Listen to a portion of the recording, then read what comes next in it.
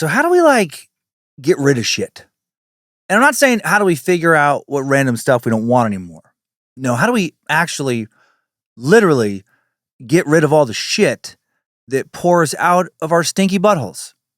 For the vast majority of us, at least I hope the vast majority of us, having access to a toilet is probably something you don't really ever think about.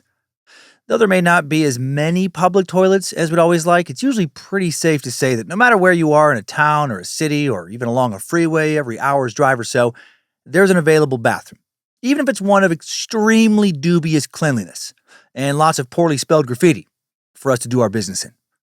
It might not compare to your sweet, sweet bathroom at home with its sturdy door, familiar toilet seat, unsoiled by an army of possibly filthy-ass strangers, cushy multi-ply toilet paper or wet wipes, and nobody banging on the door unless you have particularly rude housemates or small children, but it'll do. You do your business, you flush, you wipe, or you rinse with a bidet, and it's done. Bye-bye, nasty-ass, stinky old poop. And then that shit just goes wherever shit goes. You don't even have to think about it. Not your problem. All part of the miracle of modern plumbing and sanitation. Well, it probably comes as no surprise that for much of human history, this wasn't the case. It wasn't always so easy to get rid of human shit, but that also wasn't always a problem. Way, way back in the times of nomadic hunter-gatherer tribes, about 2 million years ago until approximately 10,000 years ago, shit simply cycled back into nature. While you hunted or gathered, you took a dump wherever you happened to be, as long as it was away from where you were picking berries or sleeping, I'm guessing, and you kept walking, leaving your man or woman-made compost to fertilize the soil and become part of nature's vast life-giving machinery. Then the miracle of agriculture came along, and it became more advantageous for humans to stay in one place while smaller bands of people set out to hunt and bring back what they killed. Those early human beings are the ones we credit with agriculture, cultivating land and domesticating animals, switching human behavior from that characteristic of small clannish bands to that of people existing in an elaborate and complex social network. But they also were the ones who made it necessary, for the first time in human history, for us to deal, literally, with our own shit. And how did we deal with it? In many different ways. Some dug pits away from their dwellings or in the middle of their fields. Some designated bathroom spaces outside the village or behind the bushes or underneath the trees. Some went out to the riverbanks, letting their excrement get carried away by water, to the detriment of anyone living downstream. As long as those settlements were small and people avoided the shittiest parts of the river, those methods worked. But as little villages burgeoned into cities and their populations grew, while the surrounding fields and forests shrank, all that shit began to pile up, to the tune of about a pound of shit per person per day, which of course grew exponentially with the population. In an ancient city like Rome or Alexandria that had around 1 million people as early as 100 BCE, they were dealing with 1 million pounds of new shit every day. 365 million pounds of new shit a year.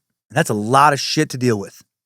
And in order to deal with it all, a new sewage system needed to be developed, and it was. Nothing spurs on innovation like necessity. It might surprise you that many ancient societies had complex sewage systems. The Minoan civilization of present-day Greece, the Etruscans, and especially the Romans, whose contributions to the advancement of waterworks are still well known today. Of course, without modern technology, these systems rarely worked perfectly. And the tough thing about shit is that when things go wrong, when some poop gets in the water supply, all that shit, so to speak, can really hit the fan. The history of shit, sewers, and pretty much everything you've wanted to know or haven't ever wanted to know about how our species has gone number 2 on this historical, strange, and shitty-ass edition of Timesuck. This is Michael McDonald, and you're listening to Timesuck. You're listening to Timesuck.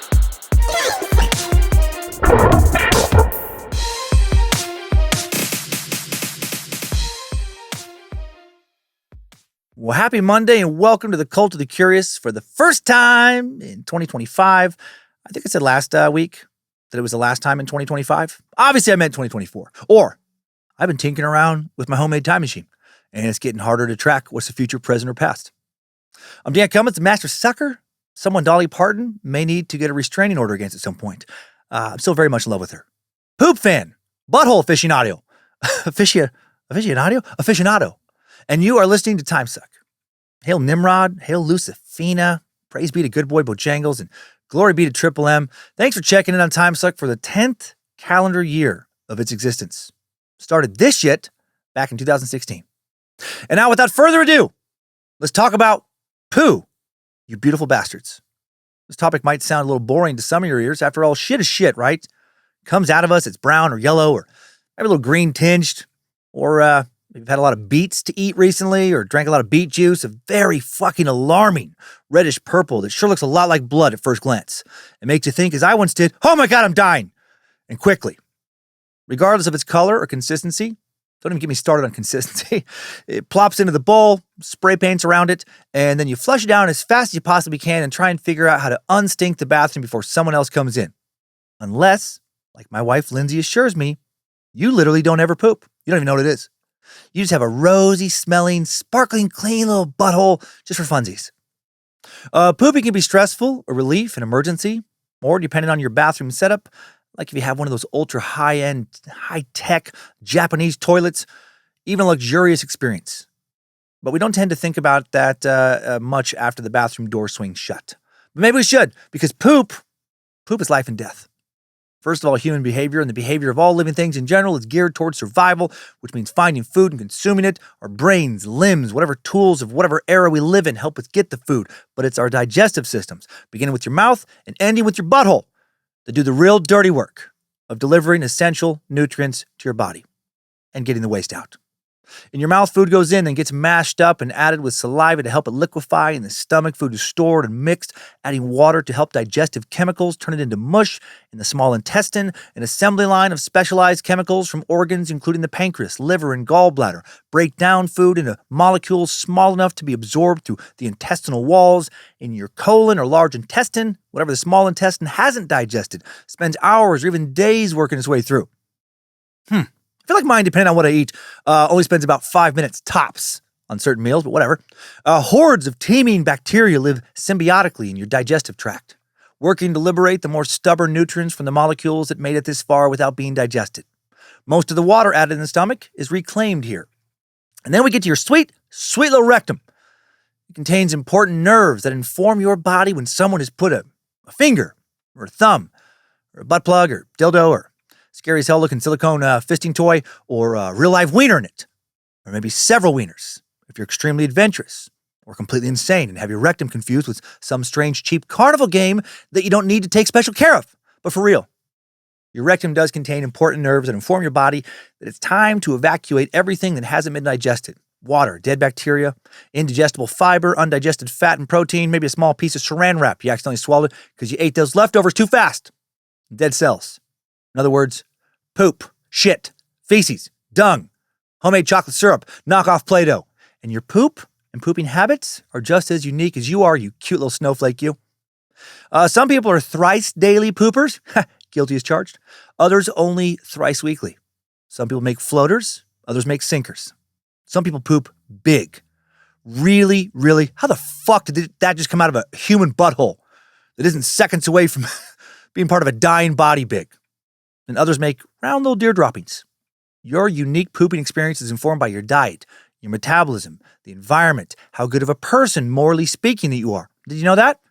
Did you know that the better of a person you are, the better your poop smells? My poop smells so good, numerous friends have offered to pay me to come over to their houses and just shit in the corners of their basements or in the pots to hold their house plants, so they can bask in my golden, heavenly odor. No, that'd be crazy. I've never had anyone beg me for my shit. I have had family members beg that I don't shit in their bathroom, though, or that I, light a candle more often or run the fan longer, What do we do before candles in bathrooms? Of course, whatever your diet, metabolism, and environment are, shit can go sideways. Shit can get fucked up. And the two biggest problematic shit culprits are diarrhea and constipation. The digestive process requires up to 9 liters of water, which come from drinking, from saliva, from secretions in the stomach.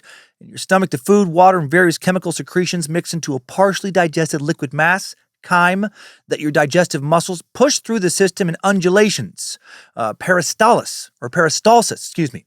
Normally, your intestines reclaim up to 95% of that water, drying out the stool to the point of cohesion as a nice, perfect little butt lock. I still think about the most perfect, satisfying turd I've ever created sometimes. I was on my honeymoon with Lindsay. We just got into the hotel, just got checked in Kauai. I went to go use the lobby bathroom. We were going to have a little drink, and I didn't want to blow up our room's bathroom after a very long flight and a ride over from the airport. I really had to go, and when I did, it was just this perfect, smooth log. So big that when it twisted around, it formed the letter D, written much like the D I write when I sign my name. I almost took a picture of it, and I wish I did. It was unbroken. If stretched out straight, I bet it was a good 18 inches long at least. And I barely had to wipe. It was fucking majestic. I felt like it should be showcased in a museum somewhere. I was actually sad to flush it. I wanted to leave it for others to admire. Wish I could do that every time. Memories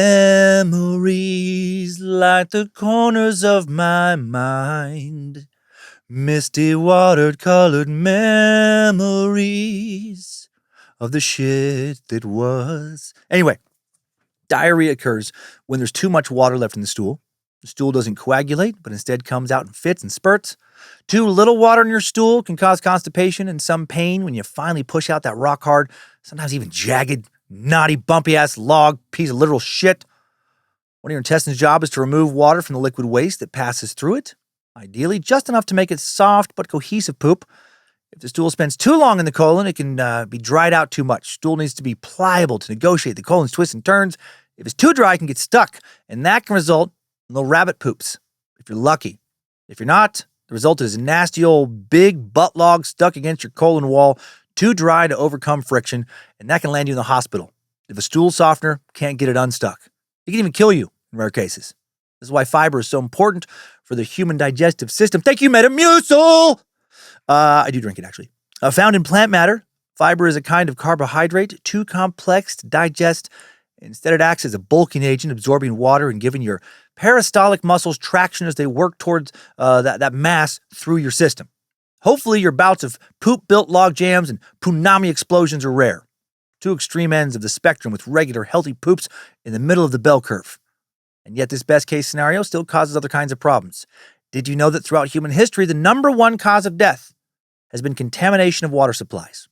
The World Health Organization says that every year more than 3.4 million people die as a result of water-related diseases, making it the leading cause of death and disease around the world. During the 1830s, just under 200 years ago, the infant mortality rate in British towns was close to 50% of all the babies who were born. Only half reached their 5th birthdays. The unlucky ones died mostly of diarrhea, dysentery, typhoid, and cholera. And they mostly died of all that because the sewage was not separated from the drinking water. So one person infected from cholera could easily start an epidemic and often did. And that is why lifeguards make such a fuss and evacuate the pool when some fuckhead shits in the water. Don't shit in the water. You'll kill us all. But for so long, people had no idea that butts were the real culprit of all this pain and suffering. Or rather, all the shit those butts were spewing. They knew shit wasn't nice to keep close to you. They should probably stick it in a cesspool or in a nearby stream to get that stinky stuff as far away as possible, but they had no idea that putting that smelly stuff in the stream was actually what was making them sick, was actually the stuff that was killing people, lots and lots of people. Luckily, we have progressed past that. Nowadays, if you shit, so to speak, it's probably because, if you eat shit, so to speak, it's probably because you wanted to. And I guess it's better to get sick from some butt play than from just trying to stay hydrated. Hail Lucifina! It took an incredibly long time to make shit safe as ancient cultures built sewers and toilets, and then that knowledge was all but lost during the Middle Ages, when only religious orders and royalty benefited from plumbing. And then things actually got arguably worse when the Industrial Revolution created filthy, overcrowded cities, which made the problems that had been brewing for hundreds of years suddenly a whole lot worse. Now, you excited about this shit? Me too. Hail Nimrod! Let's dig into this shit for real.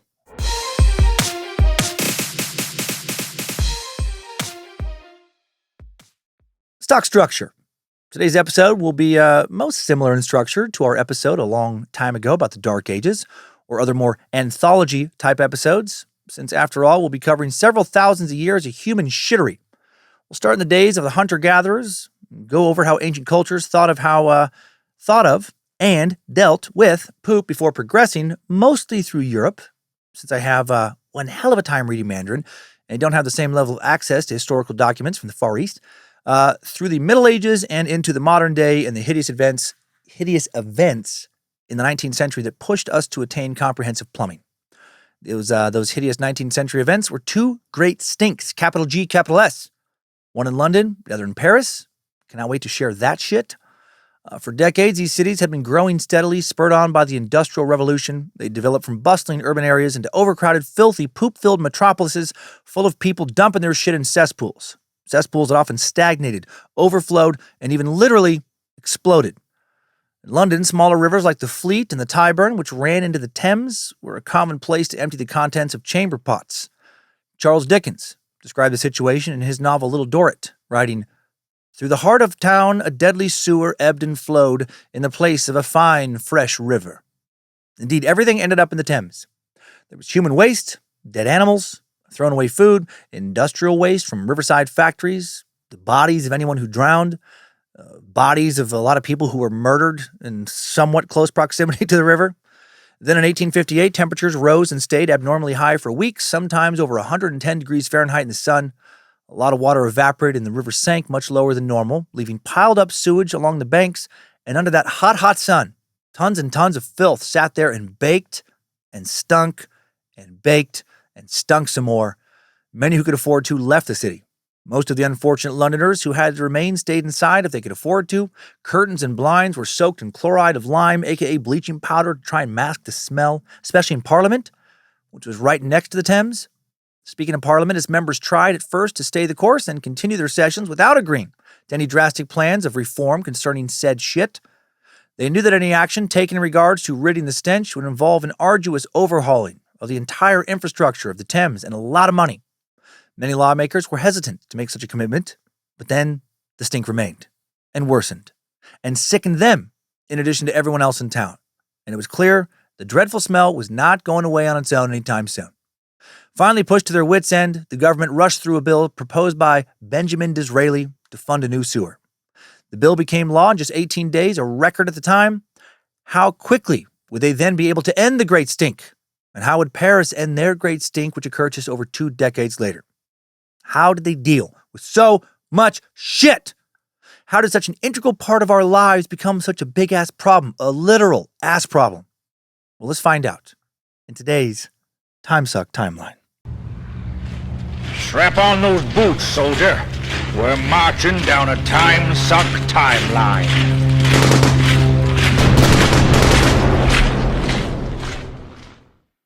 A long, long time ago, and for most of human history, we meat sacks were wanderers, hunters, and gatherers for around 200,000 years until the development of agriculture around 10,000 years ago. And really for millions of years before that, when we were some lesser form of monkey, we were also hunting and gathering. And even before we were monkeys, we were shitting wherever we happened to be when the need arose. Not at the top of the food chain, just a part of the circle of life early humans took from the land, pooped where they walked, and organisms in the soil converted that poop into nitrates. Plants absorbed those nitrates as fertilizer. New plants fed more poop makers, and the cycle started up all over again. About 10,000 years ago, agricultural skills advanced to the point that humans could attain their basic needs, food, water, and shelter, by staying in permanent villages that allowed for shared resources and encouraged specializations. Thank you, art and culture. Now, only some of the hunters were iterant poopers. The rest stayed around their homes, pooping in closer proximity to where they ate, drank, and slept. And accumulating this poop, as we said in the beginning, was dangerous. For many forms of life, other species' feces, that's kind of tricky, including human feces, is a reproductive vehicle. For example, many kinds of seeds pass undigested through an animal's system to disperse wherever the animal may poop, making the animal an unintentional Johnny shit seed, spreading fruit or other types of flora wherever they wander. Unfortunately, many kinds of parasites, eggs, bacteria, viruses use the same tactics. So Johnny shit seed, he be spreading some nasty ass shit. Fecal contact is a massive disease vector. Directly, if you take a little lick of your afflicted neighbor's feces or butthole, that might look clean, but maybe still has traces of infected shit. Or indirectly, through accidental ingestion, through water contamination, and through diseases carried by the insects and vermin that feces attracts. The more poop that's lying around, obviously, the bigger the potential threat. Even if early village dwellers didn't know that poop could cause disease, a fact that was unknown to all until the 1850s, they knew that it smelled bad and that it attracted vermin, two very undesirable characteristics. To combat this, social codes arose to regulate the placement of poop. For most early civilizations, acceptable places were rivers or ravines, or even behind a bush, far from anybody's abode. This sequestered the poop from sight and smell and hopefully from the village's food, shelter, and water if they pooped downstream. As long as the ravine was deep enough for decomposition to occur before it filled up, the village was safe. And as long as the river flowed swiftly enough to remove the poop faster than the people who could deposit it, the village was again safe. In other words, as long as the method of sequestering enabled poop to disperse or decompose faster than the villagers could produce it, the village was safe. Never really thought about a shit volume to river current speed ratio before, but that makes perfect sense. If you want to dump a lot of shit in the river, make sure that the river is one that moves quick. Slow current plus loads of shit equals a lot of stink, misery, and death. Never forget that. If you remember one thing from this episode, is that slow current plus loads of shit, big old fucking hunking dumps of shit, equals a lot of stink, misery, and death. Write that down somewhere. Tattoo it on your body. As population density grew around the world's ravines, rivers, and bushes, and the method of removal still took the same amount of time to incorporate poop back into the environment, poop started to pile. The good thing was that many societies knew that poop was more valuable as fertilizer on the farm than it was in a ravine at the edge of town, and using poop as fertilizer returned humanity to its appropriate place as a link in the food chain. Eastern civilizations recognize this far more often than their Western counterparts. Unfortunately, Eastern cultures didn't know that human poop is only safe and sanitary for agriculture if it's properly composted. You can't, for example, just take fat dump after fat dump directly onto a rice paddy or onto some ripening berries and not expect some digestive problems once you go to eat said rice or berries. If you're curious, the composting process is simple. Put poop in a pile, a literal pile of shit. Let it sit long enough for bacteria to convert it into nitrates and for organic activity to raise the temperature high enough to kill any lurking pathogens. Then you spread it on your fields of grain from sea to shining sea. But, and I'm talking about but with one T here, this is a lot of work. And there's another constant to human behavior besides pooping, and that is human laziness. Not everyone who shits wants to or will fuck with the compost pile. And that's where poop problems come into play. You got to get everyone on board for this shit to work. And people not thinking about that is where a lot of problems arise. For example, if you just poop close to or in your town, probably won't kill anyone. But if everyone shits close to or in town, well, now you've got a serious shit problem on your shit hands.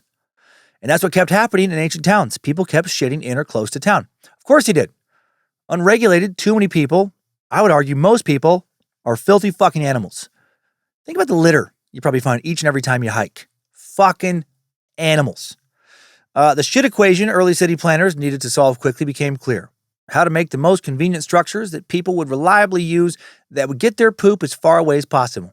The Mesopotamians introduced clay sewer pipes around 4000 BCE to solve this problem, with the earliest examples found in the Temple of Bel at Nippur, largely destroyed by Islamic fundamentalists in 2009. Thanks, you fucking idiots. And at Eshnuna, which were used to remove wastewater from sites and capture rainwater in wells. The city of Uruk in present-day Iraq also marked the first examples of brick-constructed latrines or communal outhouses starting around 3200 BCE. Similarly, a primitive indoor fresh and wastewater system, consisting of 2 stone channels lined with tree bark, appears to have been installed in the Neolithic settlement of Skara Brae in Scotland way back around 3000 BCE. Not familiar with Skara Brae before. Skara Brae consisted, or at least it consists of today, 10 clustered houses made of flagstones and earthen dams that provided support for the walls, and the houses included stone hearths, beds, even cupboards. But most importantly for our purposes, they also included a sewer system, what might have been an early latrine. And latrines, if you don't know, are actually a range of waste disposal systems, anything from a hole in the ground, a pit latrine, or a communal trench, or even more advanced designs that include pour flush systems. The use of latrines was a major advancement in sanitation over more basic practices such as open defecation, fancy way of saying just go ahead and shit wherever the fuck you want, and help control the spread of many waterborne diseases. Around 2400 BCE, the Indus Valley civilization that existed where modern-day northeast Afghanistan, Pakistan, and northwest India exist today was making big strides in their public water supply and sanitation. Their waste removal systems included a number of advanced features. For example, in the city of Lothal in present-day India, the ruler's house had their own private bathing platform and latrine, which was connected to an open street drain that discharged the waste directly into a few of the homes of the city's poorest citizens. Fuck yeah, bro. Punish those poor fucks. Cover them in shit. That's what they get for being poor. If they didn't like it, they should have chosen to have been born into better circumstances. Easy peasy. No, that's crazy. The latrine discharge into the town's harbor, which is still pretty crazy, actually. Just sliding turd after turd into the town's public swimming pool on the daily, basically. A number of other houses had burnished brick bathing platforms that drained into a covered brick sewer held together with a gypsum-based mortar.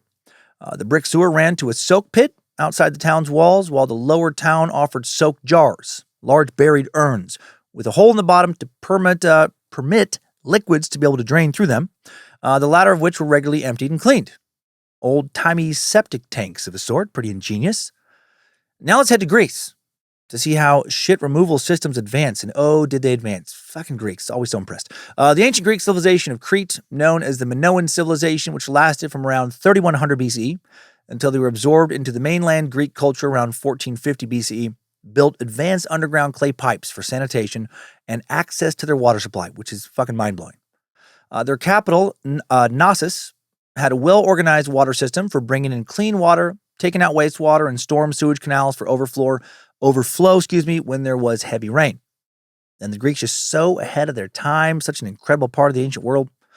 People even constructed flush toilets in ancient Crete, like in ancient Egypt and before them, at places in the Indus civilization, with the facilities on Crete possibly having a first flush installation for pouring water into dating back to the 16th century BCE.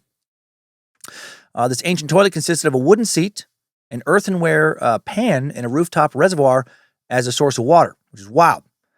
Those clever bastards figured out how to make toilets very similar to the toilets we use today over 3,500 years ago. Over 3,000 years before the Puritans settled in America and shit nasty-ass outhouses, those Greeks had some early version of a modern toilet.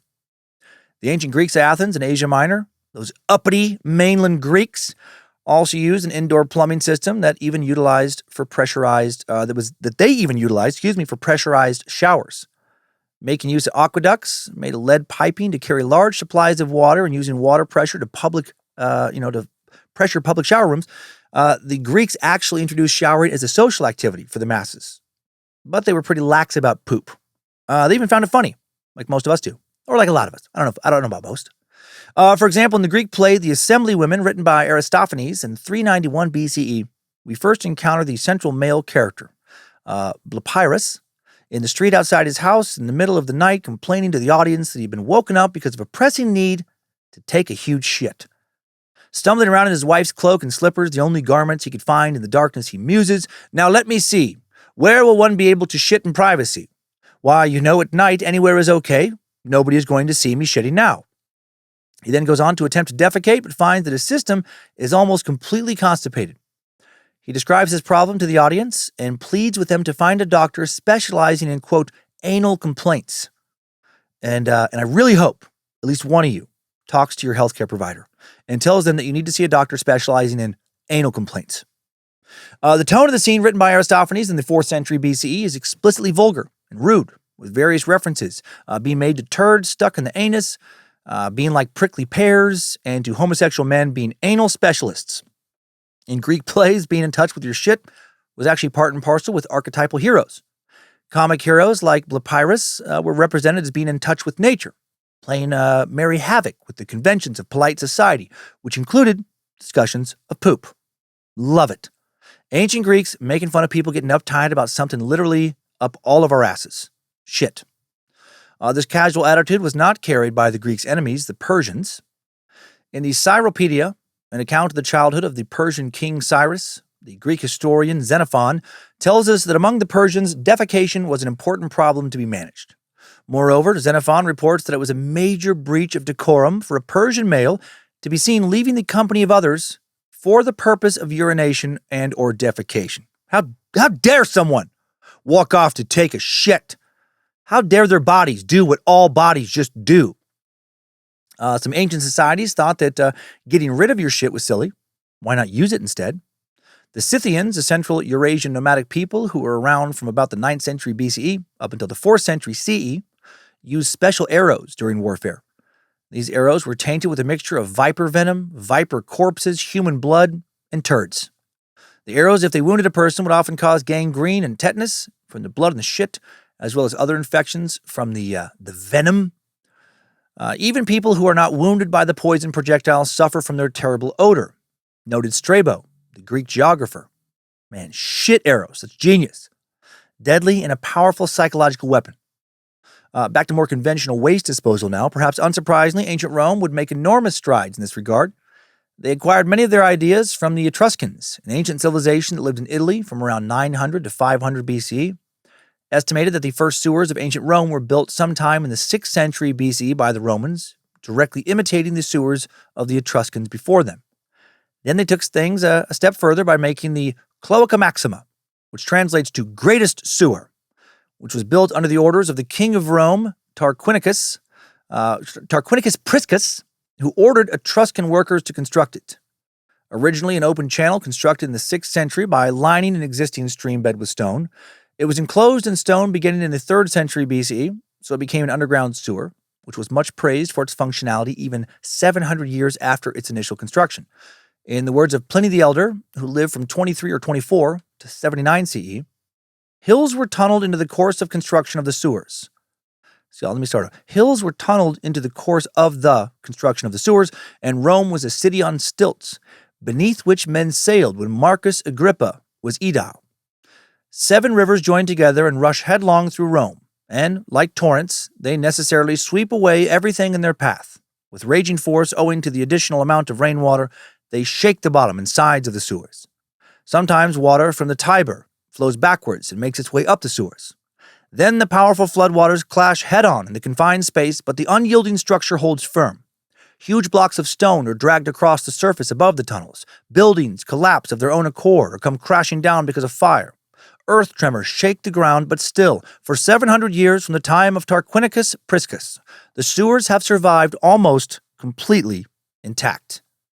While some scholars believe that there's not sufficient evidence to accurately determine the effectiveness of the Cloaca Maxima, other scholars believe that 4.5 hectotons of human feces and water, so around 900,000 pounds of shit and water, could be handled at one time by the Cloaca Maxima.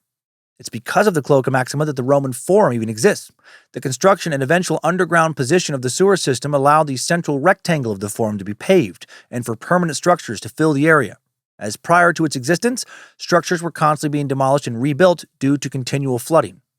Alongside the development of the Cloaca Maxima, other sewers were built, many of them linked to one another. And because it was still hard to make people use the sewers, laziness strikes again. A law was eventually passed to protect innocent bystanders from assault by waste thrown into the street. The violator was forced to pay damages to whomever his shit hit.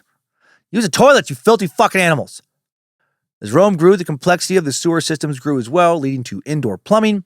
As Strabo, again that Greek author who lived from 60 BCE to 24 CE, wrote, "The sewers, covered with a vault of tightly fitted stones, have room in some places for hay wagons to drive through them.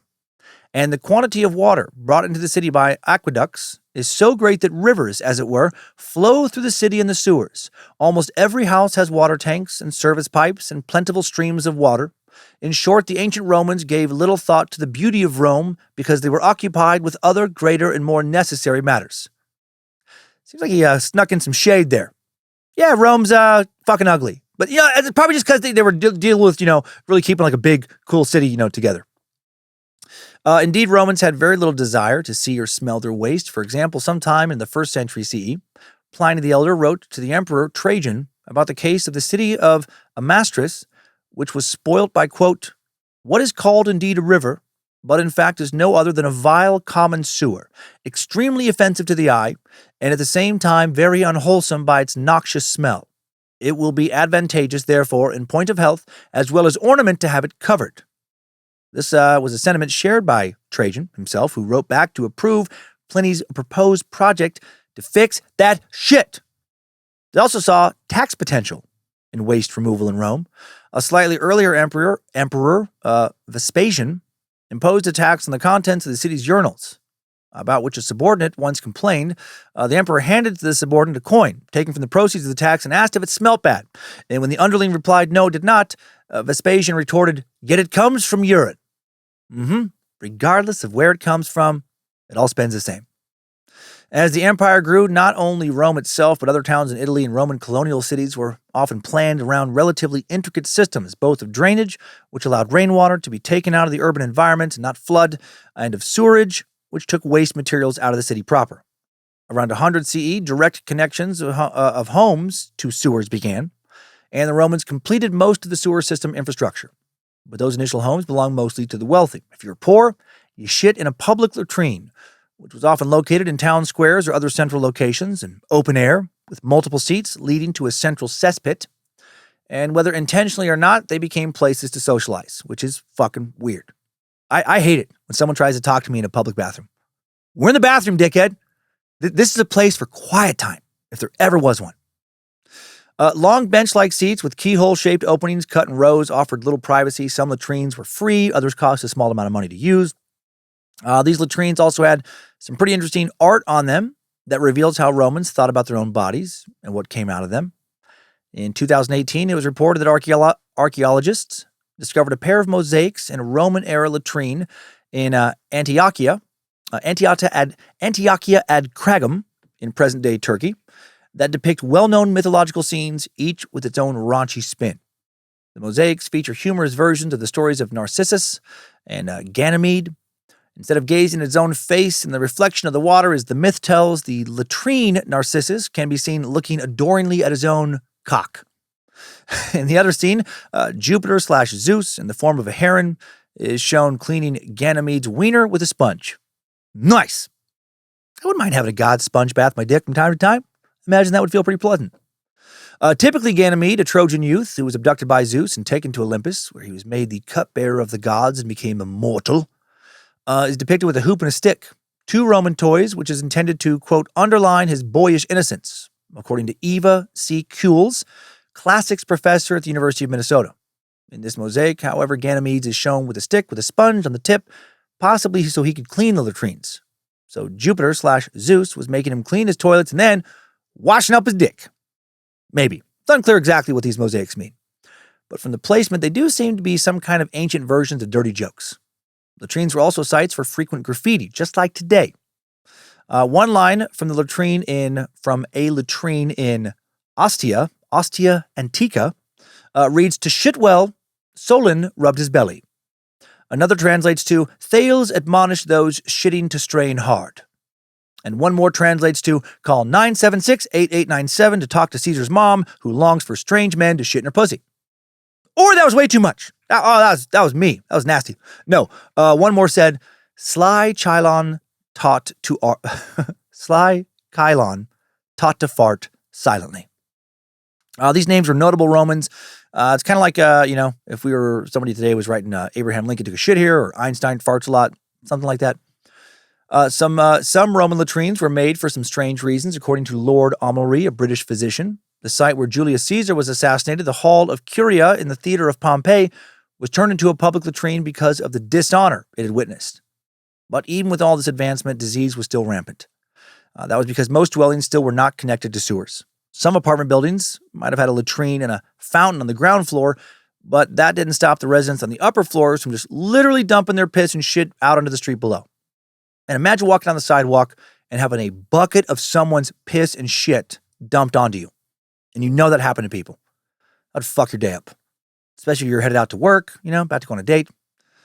Also, there were no street cleaning services in Rome, so all that dumped piss and shit oftentimes just festered where it landed until some heavy rain washed it away, or someone just couldn't take the stink anymore and cleaned it up, which was a good way for them to get sick. The latrines themselves would also be vectors for disease. The Romans wiped themselves after defecating with a sea sponge on a stick, this thing called a tessorium. This might be shared by all of those using a latrine, or people could bring their own special sponge stick. To clean the sponge, they washed it in a bucket with water, salt, vinegar, which didn't work that well to actually clean it up. These sticks and the buckets these guys rinsed them out in became breeding grounds for bacteria. And there was the widespread presence of intestinal worms in Rome. Man, I don't even want to wash my body with the same loofah that somebody else has used. Right? I don't want to use the same bar of soap somebody else has used, at least not in the shower, where I can't stop thinking about, that they just washed their ass crack with it, and now I'm just pushing little poop particles onto my face. Imagine using somebody else's butthole brush. Imagine using a butthole brush used by many other someones, a lot of strangers. Ugh, that's nasty. Even the famous Roman baths, known to represent the advanced hygiene of Rome, the cleanliness of Rome, weren't always that healthy. A ritualized practice, bathing in the Roman world, involved passing through a series of variously heated pools, including the frigidarium, a cold water bath, and the calidarium, sort of a sauna. Along the way, Romans could stop at the unctorium to have scented oil massaged into their skin, or proceed to the laconicum, or dry sweating room, to work up a sweat before oil and dirt were scraped off with a curved metal instrument called a strigil. Sounds pretty nice. Because it was so good for you, doctors commonly prescribed their patients a bath. Consequently, the diseased, and the healthy sometimes would bathe together. Even though the sick generally preferred to visit the baths during the afternoon or night to avoid the healthy, the baths were not constantly being cleaned, so that wasn't great. This idea of priding cleanliness and not being all that clean was actually a recurring theme in the ancient world. Easy to stress the importance of cleanliness, not as easy to carry it out. Islamic culture, like the culture of Rome, stressed and continues to stress the importance of personal hygiene. Emphasis on ritual purification dates back to the 7th century CE, when Islam was founded, and has a number of elaborate rules. Tahara, ritual purity, involves performing ablution for 5 daily prayers, as well as regularly performing bathing, which led to bathhouses being built across the Islamic world, like in Baghdad during the Abbasid Caliphate from the 8th to the 13th centuries. There were 65,000 baths at one point in Baghdad, along with water supply systems powered by hydraulic technologies that supplied drinking water and water for ritual washing. Medieval Islamic cities such as Baghdad, Cordoba in Islamic Spain, Fez in Morocco, and Fustat in Egypt also had sophisticated waste disposal and sewage systems.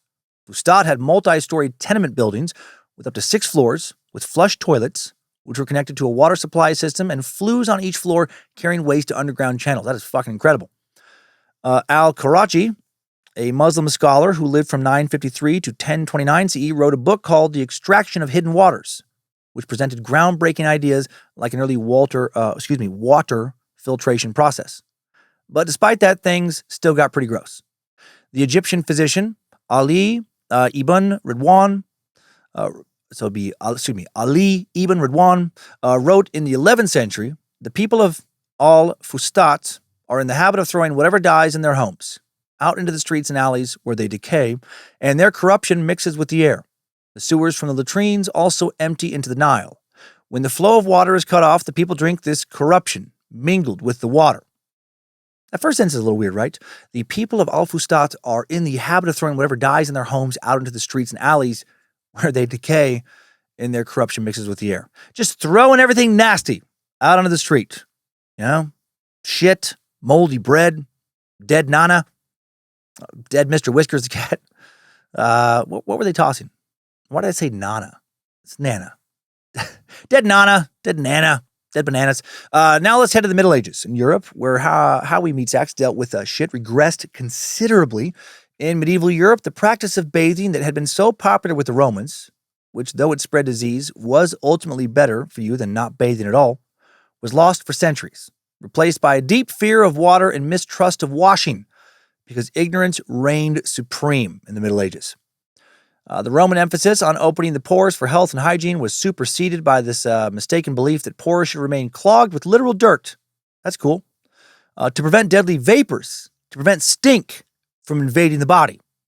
This idea that bad vapors or gross smells caused poor health was something called miasma theory. Miasma theory, which had been advanced by the Greek physician Hippocrates in the 4th century BCE. In one way, it was an early forerunner to germ theory. Since you can't see germs, smell would be the easiest way to see how rotting matter and its associated bacteria move through an environment. But they didn't know that smell alone couldn't cause disease, and that things that did cause disease often did not smell.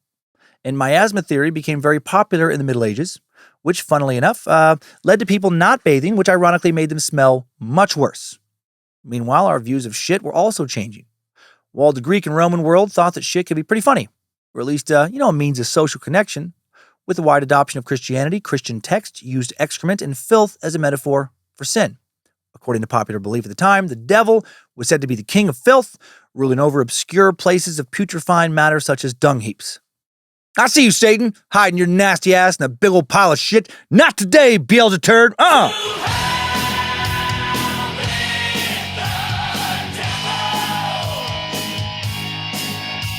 Yeah, excrement was diabolic filth spawned by the evil one. And witches, wishing to tap into the power of these foul forces, were thought to literally kiss the devil's butthole. Ugh! Because poop was associated with supernatural entities, took on a kind of magical role in Europe in the Middle Ages. Both human and animal poop were thought to be used as materials in the casting of spells by witches and warlocks. Equally, they could be used by victims of witchcraft to detect hidden witches and to ward off curses. Those are some strange spell ingredients. Eye of newt, mandrake root, toe of frog, and poop of Jimmy. Poop was also used by apothecaries and doctors. By examining the color and texture of a patient's waste, doctors thought they could diagnose their ailment. Then sometimes this poop would be recycled back into medicine. Not only human feces and urine, but also blood, sweat, fat, and mucus were used to make a wide range of supposedly beneficial products. Some alchemists even used poop in their experiments, believing that the fabled philosopher's stone, a legendary substance believed to have many magical properties, including the ability to turn common stones into gold, could be derived from the salts taken from human shit. Spoiler alert, those alchemists were wrong. You can't, shockingly, make something out of shit and use that to turn gravel into a small fortune. If you could, we'd all have lots of gold, and then it wouldn't be worth, ironically, shit. Primarily, this view of poop as sin prevailed in the Middle Ages. Because of this view, the human body was nothing but a corrupt husk that harbored foul materials, an idea no doubt reinforced by the fact that nobody was bathing. Only monks, some royals, and some of the wealthy were fortunate enough to enjoy respite from this ubiquitous filth. Ritual purification was part of monks' professional duties.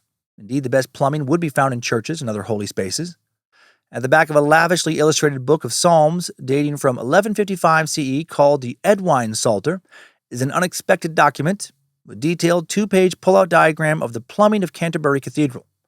Showing what is probably one of the most sophisticated plumbing systems of the time, the map details how spring water was piped in, irrigating apple orchards and a vineyard, before being raised to a water tower that gave it the necessary momentum to flow through the monastery. Water spouts from spigots decorated with dragon or animal heads, and a latrine block is topped with a statue of a lion. Because of all this, monks could shit in peace. Using a latrine that had a running water system to flush out their waste, a feature considered very advanced for the time, even though even better sewer systems existed in Greece roughly 3,000 years earlier. And what if you're just an average Joe in the Middle Ages? Just some Peter Peasant McShitbritches. To relieve oneself in the countryside, one could just go behind a bush. But in the cities, things were more complicated. Chamber pots, which could simply be buckets, just of any sort, or a similar type vessel. Very common in the Middle Ages, families kept chamber pots to relieve themselves in the privacy and warmth of their homes. The content of the pot had to, of course, be thrown away, and often was tossed upon the farm's pile of manure in a waste pit, a cesspool, a river, or just, in some cases, out into the street. Affluent households usually had their own privies. Sometimes these privies had commode chairs, a chair with a hole in the seat, under which a chamber pot was attached to hold anything that might come out of one's ween, vagine, or bunghole. It's like a type of toilet. In rural areas, farmers had more space to make their own back house or outhouse, which in turn provided manure for their crops, manure they should have tried turning into compost before using, but of course they did not, because they did not understand how bacteria worked, so that shit was dangerous. And sometimes the act of shitting itself just was also dangerous. In 1326, a peasant named Richard Lariquier was doing his business on his toilet when the planks of the seat gave way, and old Dick fell into the cesspit below and drowned in his own shit.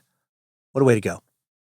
In 1339, some kid who was begging was killed when a cart ran over him on a London street while he was squatting to take a shit. And we'll come back to England in a bit for our main story about the London Great Stink. For now, let's take our little toilet tour elsewhere. Let's back up slightly to the 1100s, just for a moment. In 12th century China, shit was once again used for a weapon. The weapon, which renowned British historian Stephen Turnbull calls an excrement trebuchet bomb, was a type of explosive device made from hemp string and filled with gunpowder, human shit, and poison, lit with a hot poker before being flung at the enemy. Holy shit, that would suck to get hit with a literal shit bomb. And also, kind of want to make a shit bomb now and throw it at somebody. It feels like that would be very satisfying to hit your enemy with a bomb partially made out of your own shit, right? Now let's return to Europe, to the post-medieval era / Renaissance, which directly followed the Middle Ages, back when poop was still used for medicine. That's fun. Beginning in the 1500s, human excrement was, quote, applied as a poultice for all inflammations and suppurations, carbuncles and pest buboes, administered for the cure of bites and serpents and all venomous animals. It can be taken raw, dried, or in drink, according to historian J.G. Bork. So that's cool.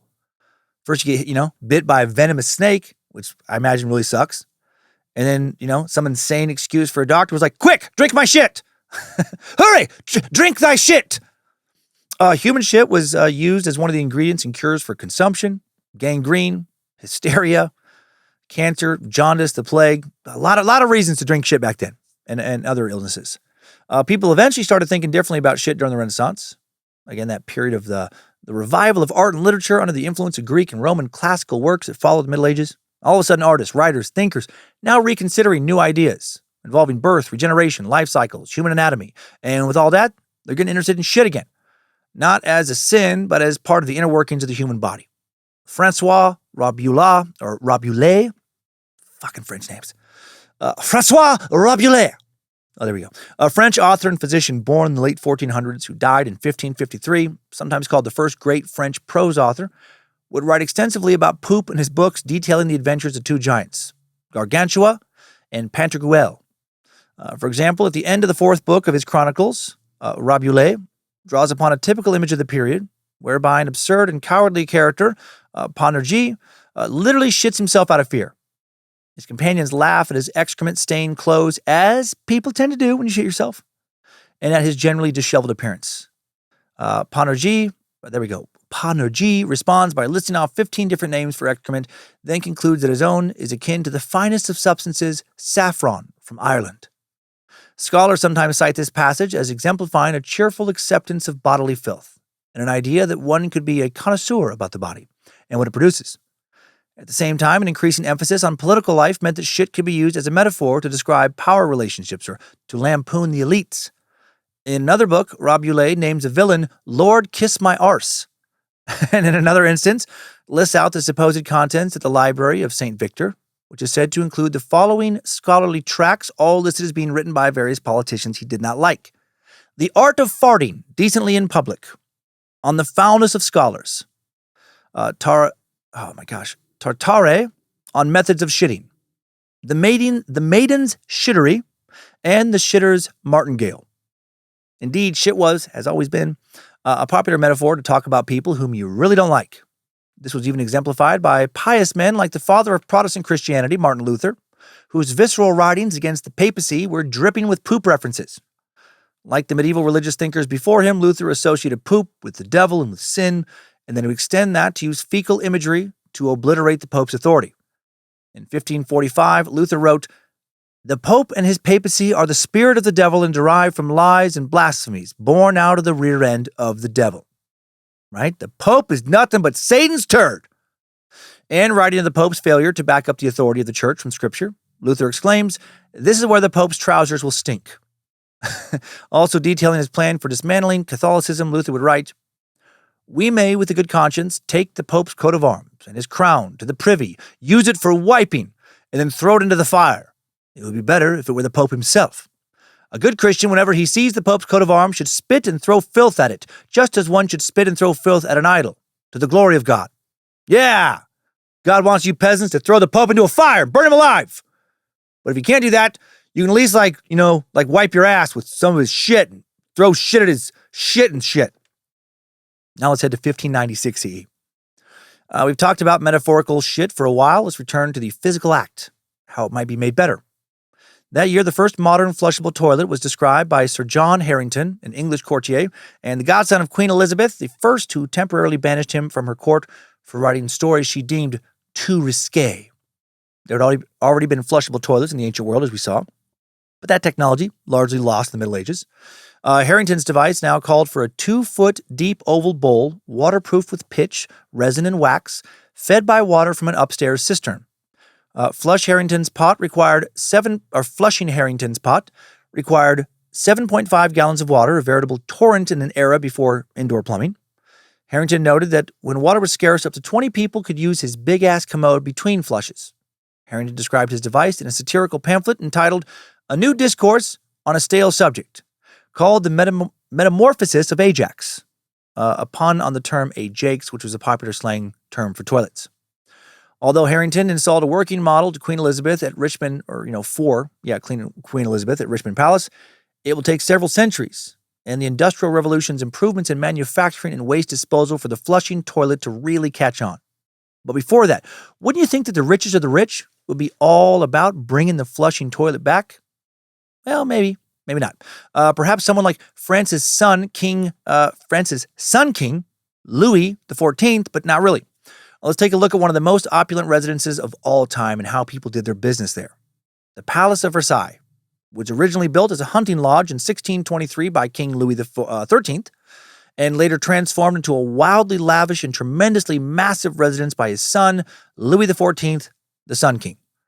721,206 square feet of enclosed space. That's fucking insane. The number of nobles who would live at Versailles varied depending on the day, but it was between 3,000 and 10,000 people, along with about 14,000 soldiers and servants staying somewhere on the grounds. That's a lot of people, whole city's worth. And there were simply not enough bathrooms for them all. It's estimated there were about 300 commodes for somewhere around 20,000 people. Since Versailles had been built in a small rural village, there was not a sewer system nearby to connect to. There were so many people, a lot of them frequently relieved themselves in various corners and courtyards. And corners is very funny to me. Just people literally shitting in some shadowy corner of this opulent palace. Like a dog that somebody forgot to let outside. Soon visitors complained about the awful smell that hung over everything. Even the gardens were not free from the hideous odors of so much shit. The problem of too much shit became so serious that Louis XIV put a new rule in place. The halls had to be thoroughly cleaned once a week. Stop shitting in my palace, you filthy fucking animals. Also, many of the king's beloved orange trees were put into vases inside the palace in an attempt to mask the smells. During the many parties held at Versailles, it was not uncommon for the guests to bribe the servants of the courtiers to let them use their master's chamber pots. Or if you were royal or in the royal court, you could just go to the bathroom while doing other stuff, since there was always servants around to clean up your mess after you. Princess de Harcourt allegedly would often piss while walking, which I imagine did not win her any points with the servants who had to walk behind her and clean up after her. And that is fucking barbaric. Just walking and pissing while some servants, scrub and soak her warm piss up behind her. Finally, well over a century later, in 1768, toilets were added. Before that, maybe some in the palace did at least wash their assholes with the primitive form of bidet, though. As far as historians can tell, the bidet is a French invention. Spearheaded by French, which makes sense, French word. Spearheaded by French furniture makers around the late 17th century, the first bidets were just chamber pots filled with water. The word bidet comes from a French word meaning pony or small horse. This colorful name owes to the bidet's size and stature, and the fact that traditional bidets look like a small porcelain horse, which is squatted over during use. The first bidets were pretty much just bowls of water set into sturdy wooden stools. People would crouch over these primitive bidets, use their hands to wash up their beeholes. Over the next few decades, the original bidet got more advanced by adopting a hand pump that would spray water.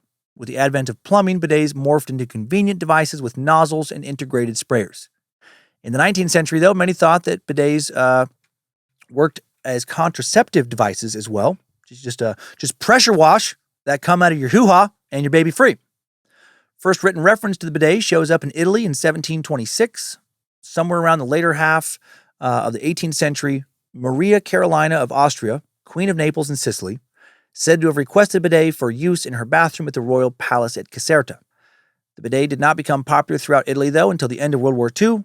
Part of the reason for this is that World War II was a bit of a rough time for the bidet. During the foreign war, American soldiers kept seeing bidets in European brothels, which gave rise to the incorrect perception that bidets were a tool of immorality rather than just a nice way to keep your butthole clean. Bidets started to catch on in the U.S. in the 1980s. While it's tough to track the exact origin of the current integrated bidet toilet seat, most bidet experts believe it was invented in Switzerland. Once there was an original prototype in place, the Japanese bought the patent, got to work improving it. While some Japanese number two masterminds liked the style of the American toilet, they wanted the cleaning functionality of the bidet, so they combined the two. What they wound up with was a porcelain toilet complete with a toilet seat which offered retractable cleaning jets, controls, dryer, and many other features. Today, more than 80% of Japanese households have a bidet toilet seat, which does sound pretty amazing. Even though I'm still kind of on the fence with bidets. My son Kyler, though, he's convincing me to start using them, I think. He loves them. We got a free bidet accessory when Tushy sponsored us. I tried it, but I don't know, it just didn't take for me. Gave it to Kyler. He took it to college, and he swears it is a million times better than wiping. Might have to give it another go. I had convinced myself that some of my bathroom trips were just far too brutal for a little toilet squirt gun to clean up. Maybe I'm wrong. There's also the rise of so-called squatty potties recently in the West, where you squat your ass down below your knees to shit, or have a little bench so your knees are raised up above you as you sit on a Western toilet. This defecation position has been popular in Asia and Africa for centuries, where toilets evolved differently, and the porcelain throne style we use here in the West never became as widely accepted. Too much additional history to get into here and muddy up this already shitty timeline, but wanted, as far as like the development of the squatty potty and everything, but wanted to at least acknowledge the squatty potties and the bidets.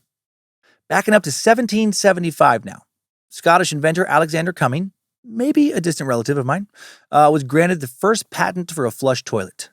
His greatest innovation, was the S-shaped pipe below the bowl that used water to create a seal which prevented sewer gas from rising up through the toilet and into the home. Soon other improvements would follow. As an installer of water closets, aka toilets, based on Cumming's design, an English inventor named Joseph Bramah noted that toilet water in London homes tended to freeze in the winter. And he solved that problem by replacing the valve with a flap to seal the bottom of the bowl. Nice!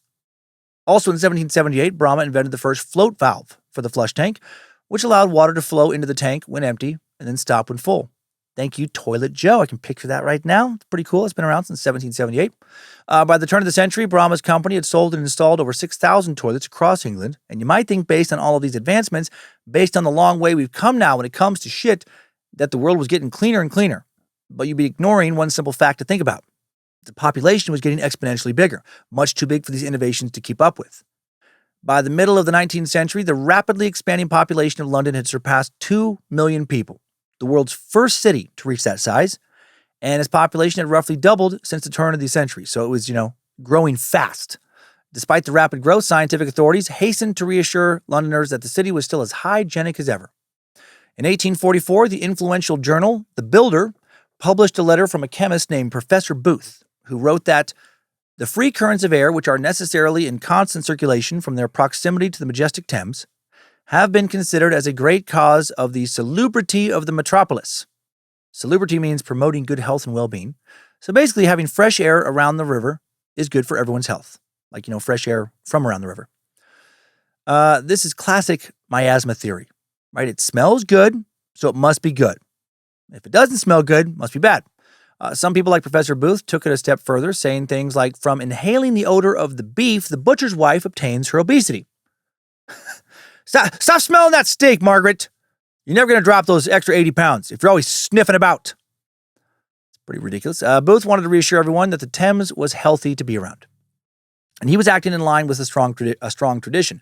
In 1756, Charles Lucas, an Irishman who qualified as a doctor in Paris, had written that London's water, quote, undoubtedly is one of the principal causes why our capital is the most healthful great city in the world. And in 1818, another writer, Samuel Ley, claimed of the capital, its healthfulness is equal to that of any other metropolis in existence. Its plentiful supply of water, which is furnished by different water companies, must also have an excellent effect on the cleanliness and consequently on the health of the inhabitants of London, while its system of sewers and drains adds still more to the general cause which conduce to salubrity, or general causes. 8 years later, John Britton wrote that this metropolis has fully deserved to be considered one of the most healthy on earth. And they had a right to be proud. English waterways had a long, noble history. Let's back up a little now, zoom in on England. The Romans had laid clay pipes throughout London, conveying the waters of the river Walbrook, now considered one of London's many lost rivers for having been buried in pipes that lay beneath the city, to public conduits and baths like the ones discovered in Upper Thames Street. During the medieval and Tudor periods, water was drawn from the Thames, from its tributaries, and from the numerous natural wells, comforted today in street and district names like Well Court, Well Close Square, the Clerk's Well. Other important wells were found at Holywell, near Blackfriars, and St. Clement's Well, close to St. Clement's Inn. Most inhabitants drew and carried their own supplies from these sources, while wealthier citizens employed the services of water carriers, who in 1496 formed themselves into a guild of their own called the Brotherhood of St. Christopher of the Water Bearers. Meanwhile, civil engineering projects were undertaken to supplement local supplies using pipes of clay, sandstone, lead, even hollowed out elm trees. Some citizens were appointed to collect tax money to fund these projects, and religious institutions, such as the monks of Westminster, made grants to the city allowing them to erect fountains, vents, cisterns, and other works to increase the city's water supply. In 1582, a Dutchman called Peter Maurice leased from London for £25 a year the first arch of the London Bridge, where he constructed a water wheel that drew water from the Thames and piped it into the city. It would remain in use all the way until 1822. But the most remarkable enterprise was that of Hugh Middleton, a successful goldsmith, banker, and clothmaker and member of Parliament. In 1613, he began to construct the so-called New River, which brought fresh water from a spring in Amwell in Hertfordshire to a point near Sadler's Wells, a distance of some 38 miles. He found an investor in King James I, who had inherited the British throne from Elizabeth I, and in doing so created a new source of London's water that still remains today. A century later, in 1723, the Chelsea Water Company was established to draw water from the north bank of the Thames, adopting the slogan, "Water 3 times a week for 3 shillings a quarter." 6 other companies started up to compete with Chelsea: the West Middlesex, Grand Junction, East London, South London, Lambeth, and Southwark companies. But while this gave London a lot of water, it also posed another problem. What would take that water and anything floating in it away? Rainwater would flow into covered or open streams, basically doing the same thing they would in nature, plus any refuse that accumulated in the streets. Waste from houses, on the other hand, was very different. There were around 200,000 cesspools in homes and businesses in London. So much shit, some of which had been there since the 12th century. Old cesspools. When the first mayor of London, Henry Fitzaulwin, proclaimed that the necessary chamber cesspool should be at least 2.5 feet from the neighboring building if it was made of stone, and at least 3.5 feet if it is made of other material. These cesspools were meant to be emptied by, quote, night soil men, also called rakers or gong firmers, who were paid handsomely, about 3 times the normal rate for labor. These men carried off literal shit to be sold as fertilizer. And they made a very profitable living, not only getting paid by the houses who needed their pits to be emptied, but also by people who needed the materials they were emptying. Double dealing that shit. Then in the 16th century, a new market was found amongst shit slingers who extracted nitrogen from excrement for use in making gunpowder for the Spanish Wars. But sometimes there wasn't enough of these men hauling away enough of the shit, or not enough people could afford to have their shit hauled off, and these cesspools overflowed. I believe we touched on that in an episode about the plague, the Black Death, back in 2019. Samuel Pepys' diary from October 20th, 1660 recorded, "Going down to my cellar, I put my feet into a great heap of turds." That's an actual quote. I love it. "Going down to my cellar, I put my feet into a great heap of turds, by which I find that Mr. Turner's house of office is full and comes into my cellar." Dude walked down into his own cellar, ended up knee-deep in a neighbor's shit. I think I'd be writing a very different message in my diary if that had happened to me. Oh my God, I can't imagine how angry I'd be. "Dear Diary, today was so completely fucked. This may be the last entry I write as a free man. I have not decided yet if I am to murder Mr. Turner and his shit factory of a family or not as I write this. That walking fuck tub of turds has shit so much and shit for so long, as have his poop-peddling children and human stink pickle of a wife, that their growing homemade shit pond has finally broken through the dam that is the wall and flooded my abode with the remnants of their commode. When I walked down to the bottom floor of my own home, I nearly slipped, fell, and drowned in what was once a place for storing fresh fruits and vegetables, but is now a literal shithole. I sank knee-deep into that asshole-manufactured muck of that family of shitty dumb fucks. I've always prided myself on tidiness and cleanliness, and yet here I sit, smelling of nothing but Turner butthole shit, and covered in the dirt of another family's Hershey squirts. Alas, what shall I do? Kill them all? Or have my grown sons hold each member of that family down, force open their mouths, and defecate into them? There is no third option. What is fair. Shit must be met with shit." Sometimes these personal cesspits leak methane and other gases, which could and would catch on fire and literally explode. If you go on YouTube, you can find video after video of local news stations talking about septic tank explosions. Here's one from an ABC news station in Tampa. Tampa, Florida, 8 years ago. These poor people. At 5 o'clock, I want to show you the charred remains of what's left of a mobile home in Zephyr Hills. There it is right there. The family who lives there barely made it out alive after their septic tank exploded. Now they're having to live in tents. ABC Action. God, that is literally the shittiest day ever. When your own poop blows up your trailer. Oh, man. Yeah, if the tank lacks adequate ventilation, methane gas can accumulate to dangerous levels and blow up. A spark or open flame near the tank opening can also set it off. There were attempts in London to move away from cesspits and make a sewer system, especially with the creation of the Commissioner of Sewers in the mid-1500s. But each new commissioner was permitted to adopt their own practices concerning such matters as the size, shape, and inclination of sewers, which didn't lead to a very unified sewer system because people couldn't make enough progress. And then the next person would come in and fuck everything up. So the cesspools remained the best option, even when the market for human waste collapsed due to the importation of solidified guano, aka bird and bat shit, from South America as a better fertilizer option. And the cost for emptying them increased, leading to more families not being able to empty their cesspools, leading to more cesspools overflowing. And when they did overflow, people without access to emptying services, people who couldn't afford them, took to literally dumping their shit out onto the street. Free to wash away with the rain now, the shit would travel downhill until it eventually made its way into the Thames. And then that nasty ass water, much of it literal ass water, would be brought directly back into London via all those water companies we mentioned for people to drink. And soon, more and more people noticed that the drinking water was looking a lot less like water and a whole lot more like diarrhea. How fun was that? Drinking water that contained noticeable quantities of your neighbor's shit.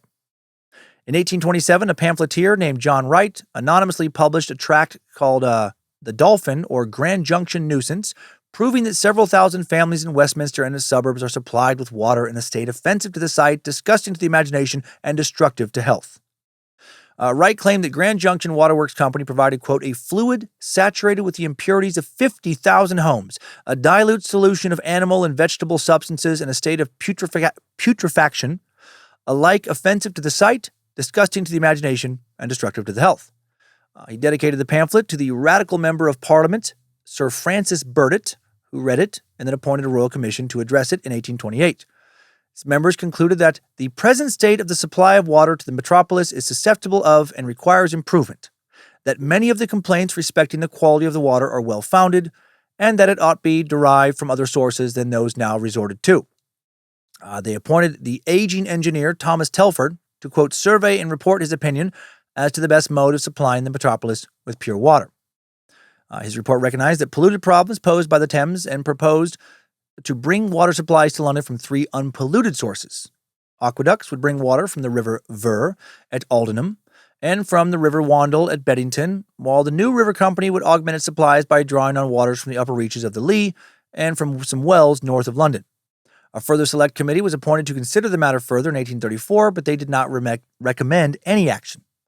Meanwhile, poor families kept dumping their shit into the Thames, over 1 million pounds of poop being produced each day, and more of it just dumped into the river, soon 2 million fucking pounds of poop, roughly.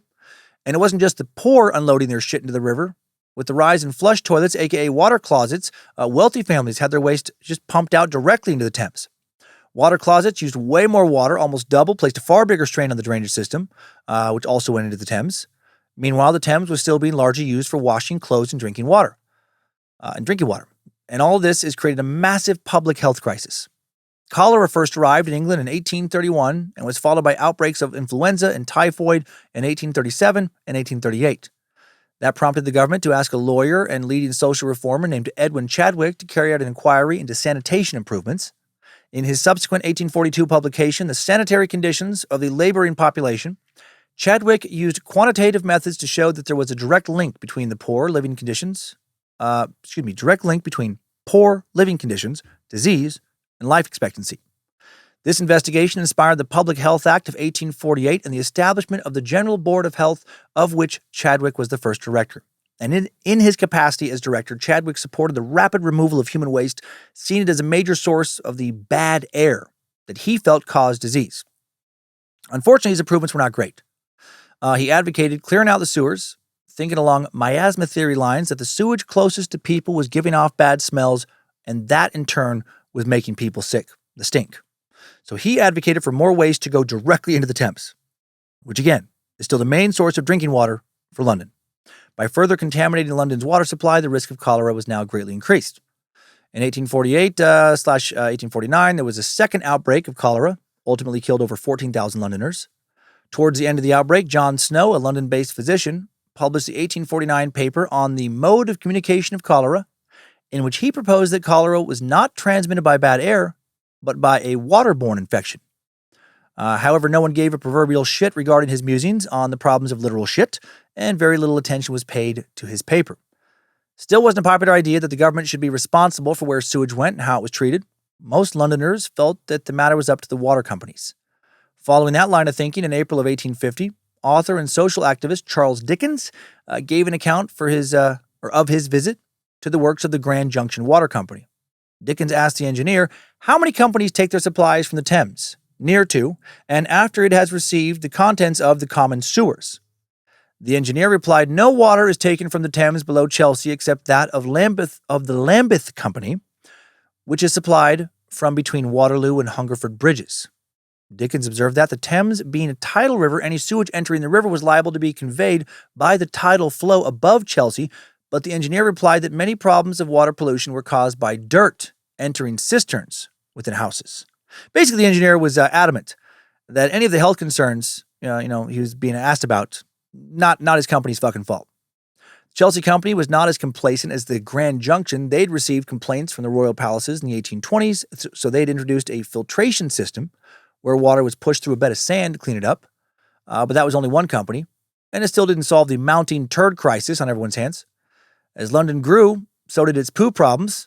In the early 1850s, more and more sewage was overflowing, leaking from various cesspools into the Thames, where it then slopped up and down with the tides, coming to rest on its now even muddier banks. Then the next cholera epidemic struck in 1853, killing over 10,000 more people. That same year, a monthly journal of architecture called The Builder published a correspondence complaint that began, "The flood is now below London Bridge. Bad as poetical descriptions of the Stygian lake, while the London dock is black as Acheron. Where are ye civil engineers? You can remove mountains." Ye can remove mountains. Gotta get that right. "Bridge seas and fill rivers. Can ye not purify the Thames and so render your own city habitable?" I'm not picturing just a literal river of shit. Just one big massive flowing cesspool. Meanwhile, there was yet another outbreak of cholera that year. Following that outbreak, John Snow published an update to his theory that cholera could be spread by contaminated water with statistical evidence that he had collected from an area of London around Broad Street, Soho. By recording the location of deaths related to cholera in the area, Snow was able to show that the majority were clustered around one particular public water pump in Broad Street. Working later with a local reverend named Henry Whitehead, Snow was even able to trace the contamination to its source, a woman named Sarah Lewis, who had dumped the wash water from her sick daughter's soiled clothes into a cesspool in front of her house. And then that cesspool drained into the Broad Street pump's water supply. Fucking Sarah! What have you done, you filthy fuck? He eventually convinced local officials to remove the handle of the pump, although by that time the worst of the epidemic had actually passed. It was later established that a leaking sewer ran near the well from which the water was drawn. Unfortunately, Snow failed to convince many in the medical establishment of his theory, including William Farr, who was responsible for medical statistics at the General Register Office. And so, nothing was done about the water supply as a whole, or the Thames, which was rapidly becoming a literal shit river, even as the public got angrier and angrier about it. The working-class basket maker and poet Thomas Miller wrote in the Illustrated London News, "Let us then agitate for pure air and pure water, and break through the monopolies of water and sewer companies, as we would break down the door of a house to rescue some fellow creature from the flames that rage within. It rests with ourselves to get rid of these evils." In 1855, the Times of London published a letter from a distinguished and celebrated scientist named Michael Faraday, describing all this fucking horror show. "Sir, I traversed this day by steamboat, the space between London and Hungerford bridges, between 1:30 and 2 o'clock. It was low water, and I think the tide must have been near the turn. The appearance and the smell of the water forced themselves at once upon my attention. The whole of the river was an opaque, pale brown liquid. In order to test the degree of opacity, I tore up some white card into pieces, moistened them so as to make them sink easily below the surface, and then dropped some of these pieces into the water at every pier the boat came to. Before they had sunk an inch below the surface, they were indistinguishable. Though the sun shone brightly at the time, and when the pieces fell edgeways, the lower part was hidden from sight before the upper was underwater. This happened at St. Paul's Wharf, Blackfriars Bridge, Temple Wharf, Southwark Bridge, Hungerford Bridge. So many bridges. I have no doubt would have occurred further up and down the river. Near the bridges, the feculence. Damn feculence. Rolled up in clouds so dense that they were visible at the surface, even in water of this kind. The smell was very bad, common to the whole of the water. It was the same as that which now comes from the gully holes in the streets. The whole river was for the time a real sewer. Having just returned from out of the country air, I was perhaps more affected by it than others. But I do not think I could have gone on to Lambeth or Chelsea. I was glad to enter the streets for an atmosphere which, except near the sinkholes, I found much sweeter than that of the river. I have thought it a duty to record these facts that they may be brought to the attention of those who exercise power, or of responsibility in relation to the condition of our river. There is nothing figurative in the words I have employed or any approach to exaggeration. They are the simple truth. If there be sufficient authority to remove a putrescent pond from the neighborhood of a few simple dwellings, surely the river, which flows so many miles through London, ought not to be allowed to become a fermenting sewer. These stupid fucks, they are fucking ruining my city, and I wish I could cut their fucking heads off and shit down their necks and then make their mothers look what I've done and say, "Mother, look at the fucking person that's your son. I just cut his head off and that's his neck and I just shit it. Look in there. That's my shit." Because that's how angry I am. I'm tired of it. I'm tired of the stink. I feel like I'm coated in it. I try to wash myself, but it remains. I feel like I'm just a turd with clothes. I don't want to be a turd anymore. Don't you hear me? Okay, I kind of went on there just to fill the rest of the space until that sound ended. But basically about a minute before I stopped talking here, that was what he really said. Really painted a picture. Faraday's letter went unnoticed by authorities, of course. Eventually the smell got so bad that the authorities had to do something, though. And in 1857, the government poured a whole bunch of chalk lime, chloride of lime, and carbolic acid into the river to ease the stench. Didn't do much in the end, other than kill a fuck ton of fish, which probably added considerably to the stink. The smell continued to build. In a letter to a friend, Charles Dickens said, "I can certify that the offensive smells, even in that short whiff, have been of a most head and stomach distending nature." Social scientist and journalist George Godwin observed that in parts the deposit is more than 6 feet deep on the Thames foreshore. Oh my gosh, 6 feet deep of shit. And the whole of this is thickly impregnated with impure matter. It's getting real bad. And it was about to get worse. If the smell could be considered tolerable in the winter and even during the chilly English summers, it was about to become intolerable because in June of 1858, the temperatures in the shade in London averaged between 93 and 97 degrees Fahrenheit, rising to a height of 118 in the sun. That's wild. Combined with an extended spell of dry weather, the level of the Thames dropped, and so much poop from the sewers now laid in full view for all on the banks of the river to witness. That summer, Queen Victoria and Prince Albert attempted to take a pleasure cruise on the Thames. They returned to the shore within about 2 minutes because the smell was overwhelmingly terrible. Soon the press began calling the mess the Great Stink, leading an article in the city press to say, "Gentility of speech is at an end. It stinks, and whoso once inhales the stink can never forget it, and can count himself lucky if he lives to remember it." A writer for the Standard concurred with that opinion. One of its reporters described the river as a pestiferous and typhus-breeding abomination, while a second wrote that the amount of poisonous gases which is thrown off is proportionate to the increase of the sewage which is passed into the stream.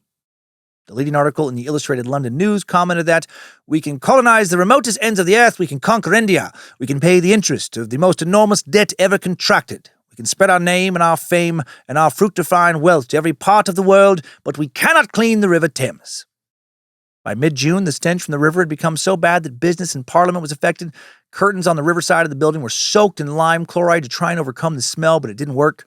Discussions were being held about possibly moving the business of government to Oxford or St. Albans, a city in Hertfordshire. It was apparently so bad that the leader of the House of Commons and Chancellor of the Exchequer,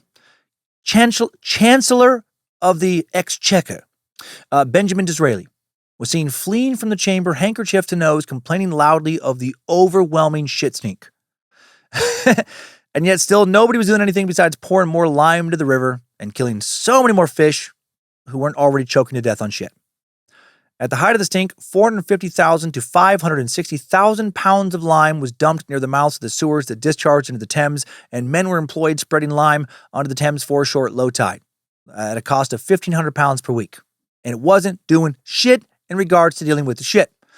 Member of Parliament John Brady informed Commissioner of Works Lord John Manners that members were unable to either use the committee rooms or the library because of the stench, and asked the minister, quote, if the noble lord has taken any measures for mitigating the efflume and discontinuing the nuisance. Manners replied that the Thames was not under his jurisdiction. 4 days later, a second MP said to Manners that, by a perverse ingenuity, one of the noblest of rivers has been changed into a cesspool, and I wish to ask whether Her Majesty's government intend to take any steps to remedy the evil. Manners pointed out that Her Majesty's government have nothing to do with whatever the state of the Thames is. But then on June 15th, apparently they'd had enough, and Disraeli put forward the Metropolis Local Management Amendment Bill, a proposed amendment to the 1855 Act. In the opening debate, he called the Thames a Stygian pool reeking with ineffable and intolerable horrors. The bill put the responsibility to clear up the Thames on the Metropolitan Board of Works and stated that as far as may be possible, the sewerage outlets should not be within the boundaries of London. It also allowed the board to borrow £3 million, which was to be repaid from a 3-penny levy on all London households for the next 40 years. The leading article in the Times observed that Parliament was all but compelled to legislate upon the Great London nuisance by the force of sheer stench. And indeed they were. The bill was debated in late July, passed into law August 2nd, putting the problem almost squarely in the hands of one man, Chief Engineer Joseph Bazalgette. Joseph was born at Hill Lodge, Clay Hill, Enfield, the son of Joseph William Bazalgette, a retired Royal Navy captain, and Teresa Pilton. In 1827, when Joseph was 8 years old, the family moved into a newly built house in Hamilton Terrace, St. John's Wood, London. And it was in the big city that Joseph decided to become an engineer. He spent his early career working alongside the noted engineer Sir John McNeill, working on railway projects in China and Ireland that gave him significant experience in land drainage. He set up his own London consulting practice in 1842, worked so hard in expanding the railway network that in 1847, he suffered a total nervous breakdown. Later in 1847, while he was recovering, London's Metropolitan Commission of Sewers, which would be replaced by the Metropolitan Board of Works, ordered that all cesspits should be closed and that house drains should connect to sewers and empty into the Thames. And we already know that a cholera epidemic ensued, killing over 14,000 Londoners in 1849. The next cholera epidemic struck in 1853, killing nearly 11,000, and that fascinated Joseph. Shifting his focus now from railroads to waste treatment, Bazalgette was appointed Assistant Surveyor to the Metropolitan Commission in 1849, taking over as engineer in 1852 after his predecessor died of, quote, harassing fatigues and anxieties. Not sure exactly what that means, but it sounds awful. He would come up with a plan by June of 1856, 2 years before the Great Stink. The plan instructed that local sewers about 3 feet in diameter should feed into a series of larger sewers until they drained into main outflow pipes about 11 feet high. A northern and southern outfall sewer were planned to manage the waste for each side of the river, and because of London's uneven geography, Joseph mapped the city into high, middle, and low-level areas, each serviced by their own sewer and pumping stations. All told, this plan could accommodate more people than currently lived in London, about 3 to 4.5 million. Bazalgette submitted his plans to Sir Benjamin Hall, the first commissioner of the works. Hall had reservations about the outfalls, the discharge points of waste outlets into other bodies of water from the sewers, which he said were still within the bounds of the capital and were therefore unacceptable.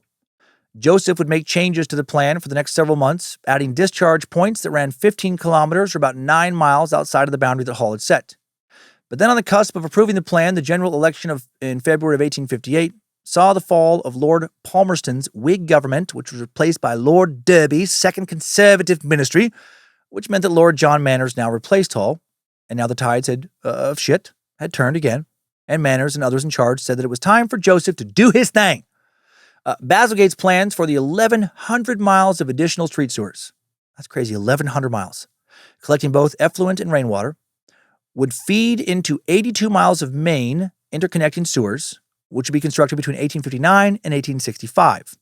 Approximately 400 draftsmen worked on the detailed plans and sectional views for the first phase of the building process, and they needed a lot of people because there were a lot of challenges.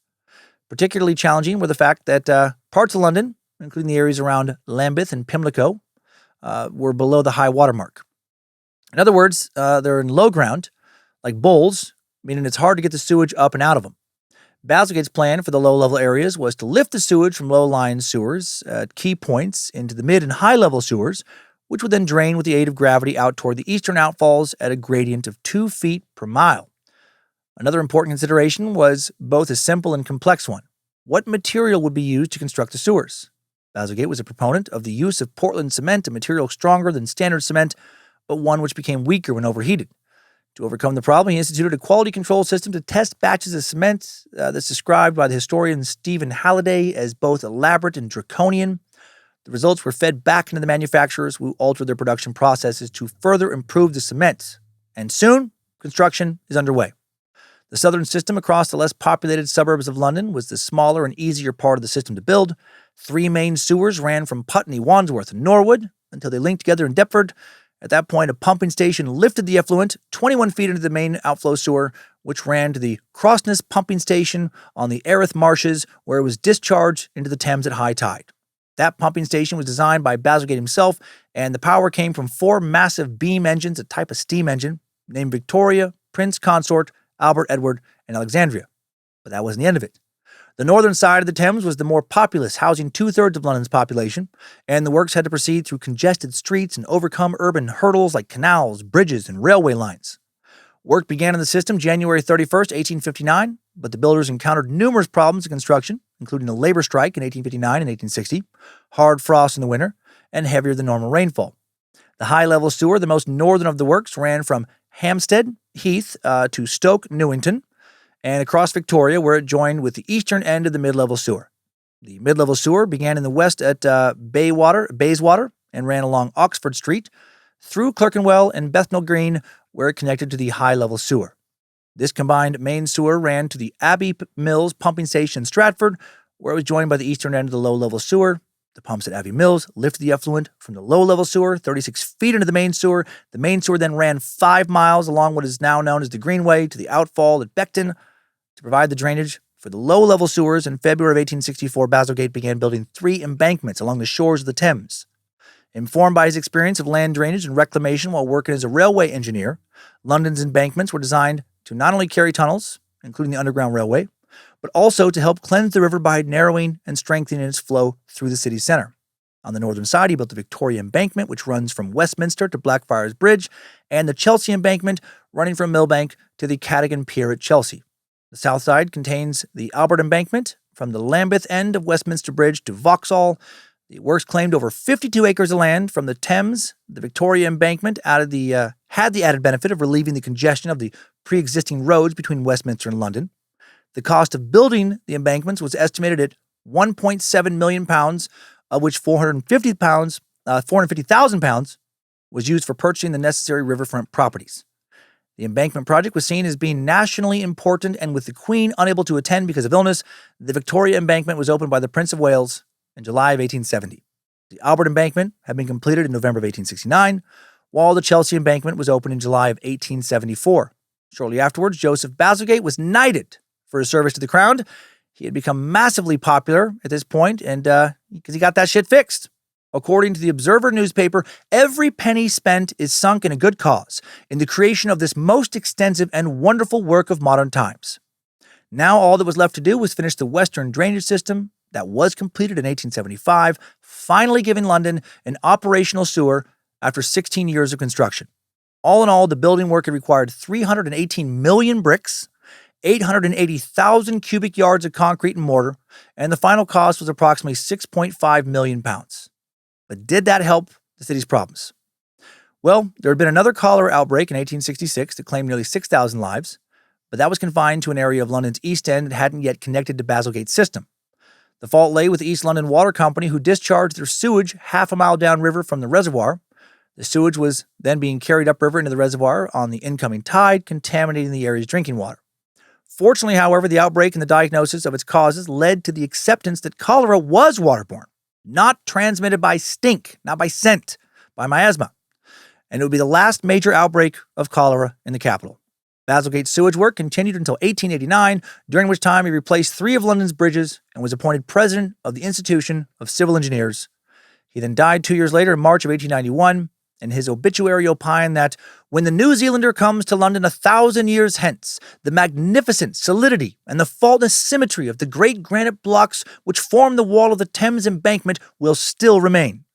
Later the writer continued, the great sewer that runs beneath Londoners has added some 20 years to their chance of life. So London, finally, no longer a shitstorm. Must have felt so incredibly good to put all that foul stink behind him. I feel like I gotta give that guy a little applause. Good job, Bazalgate. Good job, buddy. I mean, that is crazy. He cleaned up an entire fucking city by designing this thing. Major city, the biggest in the world. But then just after the River Thames had all of its shit sanitized, another great European capital city would get hit with stink. We'll go through this one quicker about the second great stink now. In the late summer of 1880 in Paris, death was in the air and it once again smelled like shit. Paris, like London, had experienced brutal physical growth. During the half-century preceding their own great stink, the city had grown in population from less than 800,000 to more than 2.2 million. Fucking explosive growth. Second most populous city in Europe behind London now. In 1860, seemingly on the verge of implosion, the city of Paris annexed several suburban towns, thereby adding a sizable poor and working-class population to the city and expanding its spatial reach far outward. That meant that there were more people than ever producing more shit, and also that the waste treatment plants that had been far away in the countryside were now squarely in the middle of the suburbs. The city's growth provoked crises in housing and water supply and in sewage disposal. In response, Napoleon III and his prefect of the Seine department tried to remake the city, clearing the slums to pave the way for wide boulevards and modern amenities, an architectural measure, but also a public health movement since it was thought that the Haussmann would bring light to the dark, dense areas where disease flourished and parks to clear out to the sickly city air. Miasma theory at work again. But what this meant in practice was that Paris turned into an immense construction site, displacing tenants from the crowded central districts, causing rent in the city to rise dramatically. Still, there were improvements. New aqueducts, reservoirs, and water mains greatly expanded the supply of fresh water into the city, and more than 600 kilometers of new sewer lines drained the streets of impurities. But then, in the summer of 1880, things took a bad turn. For more than 2 months, oppressive and insufferable odors pervaded the air of the capital, occasionally disappearing and then reappearing with greater intensity. People took to the press to complain. Our great and beautiful city is being turned into an immense cesspool, which soon will be uninhabitable, one newspaper reported. The foul stench sweeping down on Paris has provoked a general outcry and public lamentations, another reported. But Paris's great stink of 1880 hadn't started in Paris. It began in the western suburb of Nanterre, where a waste treatment plant had become notorious for spreading unpleasant odors over the adjoining towns. Residents complained so insistently that on May 14, 1880, the prefect of police of the Seine department ordered the plant's operating permit temporarily suspended. But local authorities continued to receive complaints of stinky-ass activity at the plant. Finally, 9 neighboring towns took the plant's operator to court for violation of its original license and of the May 14th suspension. The judge ruled against this company and ordered the plant shut down permanently. Because the towns were unable to prove actual damages instead of merely hypothetical damages, they were denied monetary compensation, however. But the suspension and subsequent shutdown of the Nanterre plant caused the Parisian company, which enjoyed a near monopoly on cesspit emptying services, to transport the waste that would have been treated in Nanterre to other plants in the northern, eastern, and southern suburbs. And it was alleged that some of the resulting surplus waste was simply just dumped into the Paris sewers, and Paris already had sewage problems. Cesspits under residential buildings were the main mode of waste disposal. In theory, latrines emptied urine and feces directly into these impermeable containers, which stored them safely underground beneath each residential building, while ventilation pipes carried the malodorous fumes up above the rooftops to be carried away inoffensively with the wind.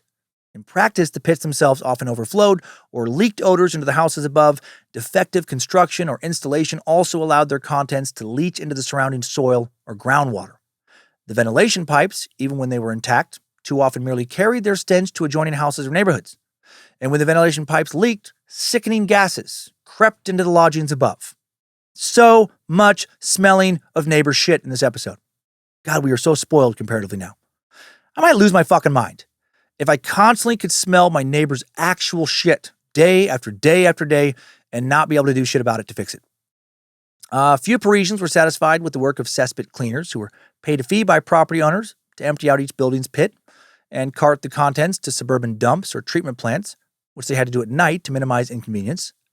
Aside from the sheer smell produced by the entire operation and the annoyance of some cesspit cleaners who worked on the up and up, it was also alleged that some cleaners took advantage of the cover of darkness and the absence of police surveillance at night to illegally dump their cargo into gutters or into sewer outlets in the streets.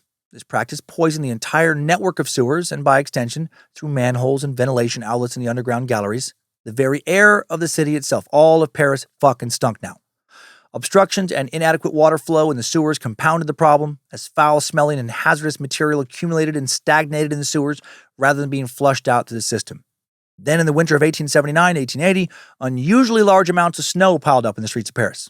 This caused a major snow removal problem, as well as buildup of garbage and shit that could not be carted to the proper disposal sites. As a result, unprecedented quantities of snow, shit, miscellaneous refuse dumped into the sewers now, blocking normal flow, creating log jams whose scent could be smelled in the streets above. With the closure of the plant at Nanterre, other plants were now overloaded. Agricultural workers begged their employers not to send them to work near one of these plants in Utborn, I don't know why I added that first word, where the suffocating summertime stench actually made them vomit. And the local school medical inspector reported that the plant's operation seriously compromised the health of the children at a nearby nursery school.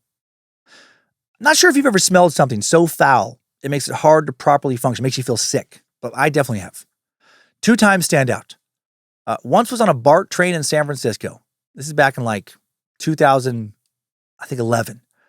I think on a stand-up album, Hear This, I did a bit about it.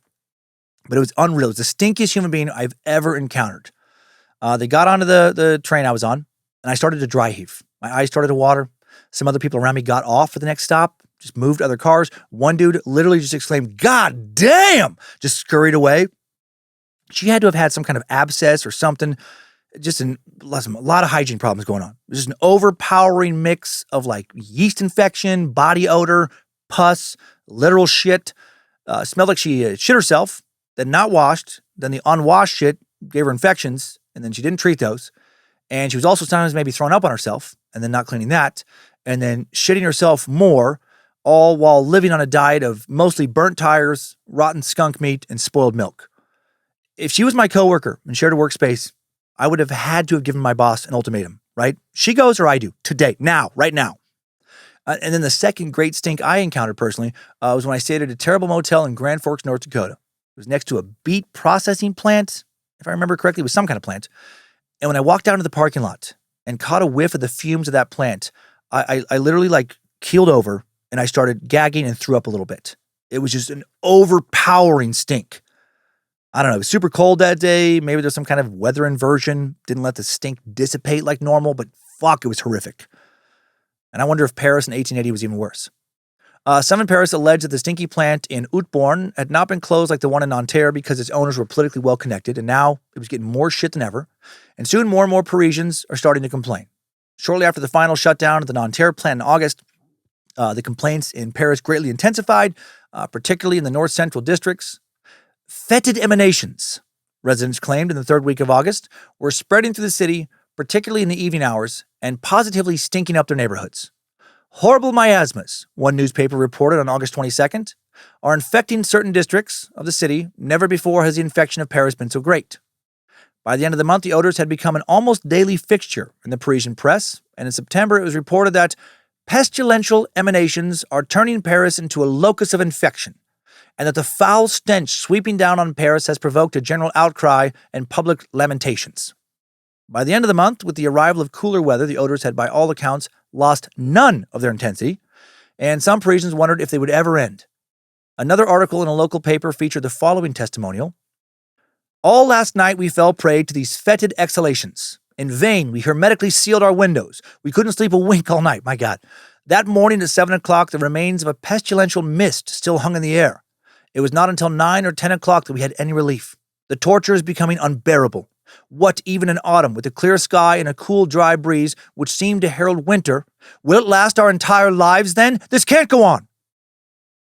According to some claims, the smells were more than smells. They alleged that the stink soured milk instantly, turned iron blue and red, attracted, even generated swarms of large green flies. One family, as a demonstration of the noxious powers of the stinking air, placed a basin full of water on its balcony, and they claimed that After half an hour, the water was already fetid, and it's even worse for the milk. One reader wrote to the editor of Le National to complain about the proverbial stench, or the powerful stench. We were poisoned during the night to the point that many people on our street fell sick with fevers and got sores on their lips. I was working with some galvanized iron springs, and the poison was so violent they were turned blue, black, and red from the gases. And the newspaper Le Gula reported on September 11th that several neighborhoods of Paris were invaded by a considerable quantity of large green flies, which bothered both people and horses. It's like fucking apocalyptic here. This is like Revelation stuff. But that wasn't all. Some Parisians claimed that these odors were also deadly. Illnesses and deaths were attributed to the great stink both by medical and scientific authorities and by lay observers, and predictions of imminent epidemics were made on a regular basis. And soon, during August and September of 1880, Parisians occasionally reported specific illnesses in themselves or in family members that they blamed on foul smells. The newspaper Paris Journal printed this excerpt from an angry letter. I have 3 children who have had the fever for 2 months now, as have we parents too. If they die, it will be the fault of the city council and the engineers.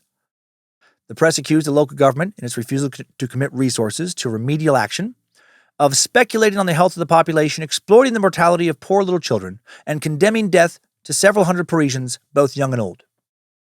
The French newspaper Le Cycle editorialized, due to the poisoning of the air, an epidemic could break out any day now.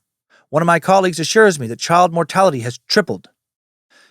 Infantile diarrhea was singled out as the principal illness by which the Parisian great stink manifested statistically. But some observers also argued that the odor spread typhoid fever and dysentery, even cholera and smallpox were mentioned. But there weren't actually increased deaths. It just smelled so fucking bad that a lot of people thought the stink was killing them. A month-by-month breakdown of deaths in the city for 1880 and 1880 will show no mortal upsurge during or immediately after the wave of foul odors. But the foul odors would not stop with the onset of fall as many expected them to. In late September of 1880, after a week of respite, one Parisian found to his disgust that the odors had reappeared with a vengeance, as a fetid mist, engulfing him as he rode in a horse-drawn carriage. He wrote, the coachman slowed the carriage to a walk. He held the reins with one hand only, while the other held his nose. The demands that local authorities do something increased. The newspaper, Le Gula, wrote, why no action? It is incumbent upon our local officials, on the administration of the Seine department, to recognize their duty and responsibility to take charge of such a state of affairs. Some accuse the government of being more concerned with moral disinfection, that is, an anti-clerical agenda of rooting out church influence in schools and other institutions, than with the actual physical well-being of the population. Others denounce secrecy and a lack of communication in government circles. Especially frustrating was the fact that, as the odors had struck during the traditional period of summer vacations, prominent officials left the capital in the middle of the great stink for various, presumably pleasant-smelling holiday destinations. While Parisians suffocated, the La Lanterna, the La Laterne newspaper remarked, our local officials are in the countryside, inhaling to the point of intoxication the sweet scent of freshly cut hay. Prefect of Police, Louis Andrew, for example, whose administration oversaw certain public health-related functions in Paris at the time, deserted the city for an alpine resort town. The government did create a high-level commission to study the odors, but that didn't do shit. In an editorial in La Figaro, entitled The Plague Victims of Paris, George Grisson reported that we don't need commissioners with the pens tucked behind their ears. We need workers armed with brooms and shovels. He targeted all levels of government to blame, from cabinet members to city councilors who spent their time renaming streets while the city rotted, saying he'd come up with a street name for them that could be that he could apply everywhere: Plague Street. Meanwhile, petitioners begged the city council and the prefecture of the Seine department to clean out the sewers and to transport the capital's bodily waste far away into the countryside, where it would no longer be a scourge for the Parisian population. Faced with such loud and sustained demands, the authorities had no choice but to respond in some fashion. But since there were so many causes, authorities really had no idea where to start. The easiest thing to do was simply be defensive, dismissive, or shift the blame. The health committee of the 6th arrondissement, a district within Paris, however, did address the great stink directly.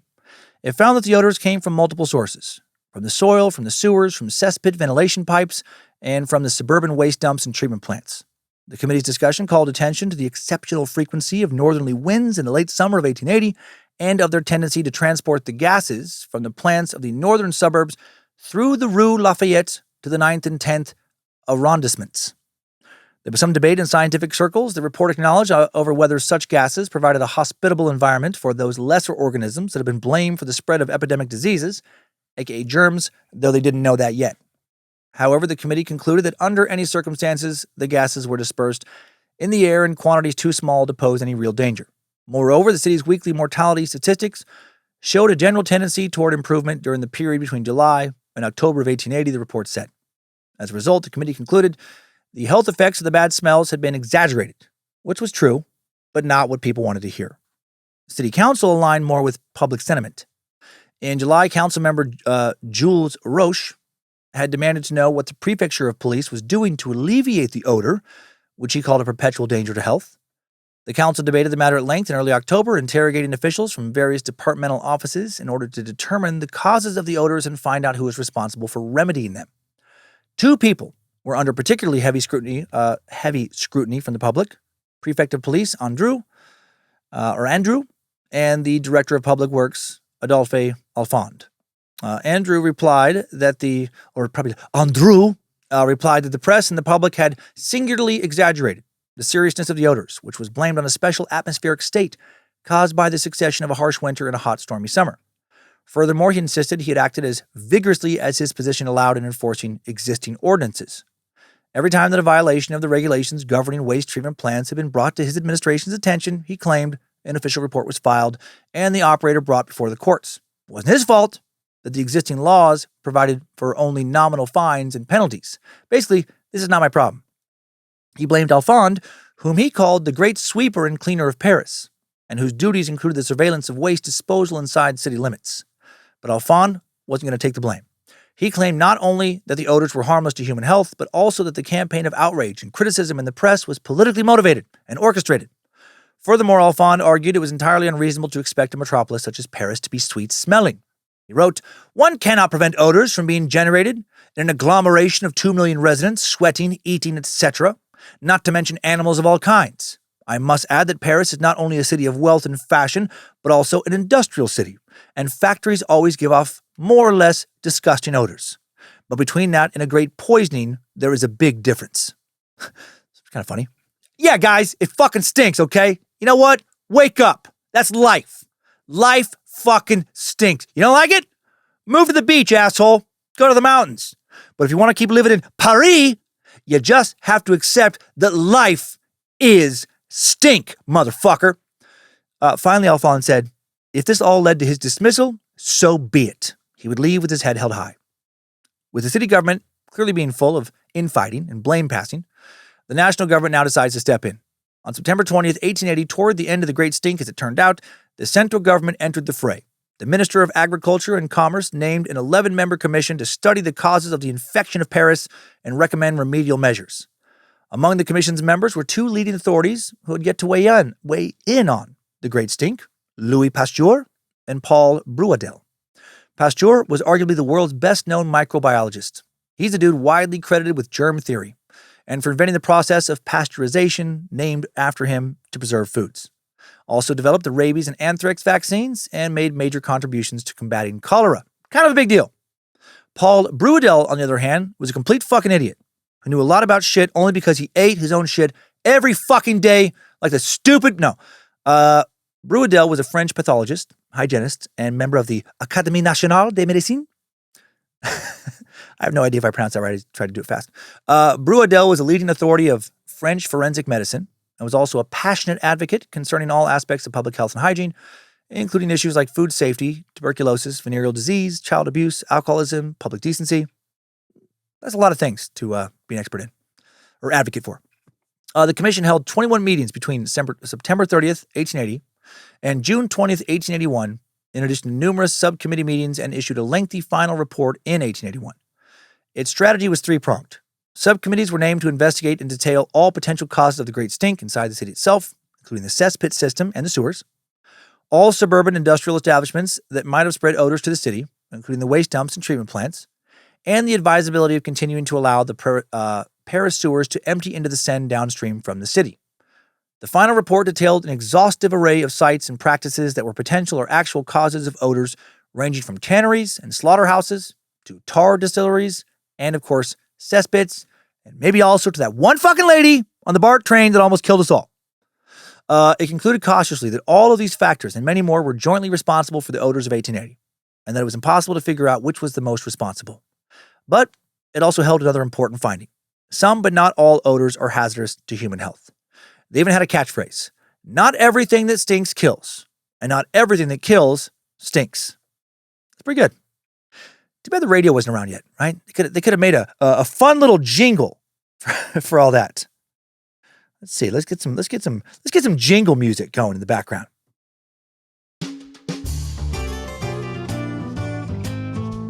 Not everything that stinks will kill you. Not everything that kills you will stink. So instead of worrying about that smell, think death is everywhere, not just in the stinky air. Big pots of poop and nothing to dread, so worry about everything instead. Cause everything and anything make you dead. Not bad for no practice. Not bad for no practice. Maybe not that jingle though, because that was depressing. But maybe like a more positive jingle. In essence, just because something smelled bad, that didn't mean it was deadly. And just because something smelled good, or didn't smell at all, didn't mean it was good for you. In our era, this seems, pretty obvious, but this was going against miasma theory, which, like we said, had been around since the days of Hippocrates. And basically every response to outbreaks of illness in Europe, like how the plague doctors wore sweet-smelling flowers to counteract the Black Death. Just because you thought something was gross didn't mean it was actually going to kill you. From now on, the commission wrote, only experts trained in the new emerging medical sciences and backed by laboratory methods were in a position to arbitrate what was safe and unsafe, harmless and hazardous. Fuck yeah, bro. Hell Nimrod. Look to scientists. And so the Great Stink of Paris marked just a couple of months of horrible smells.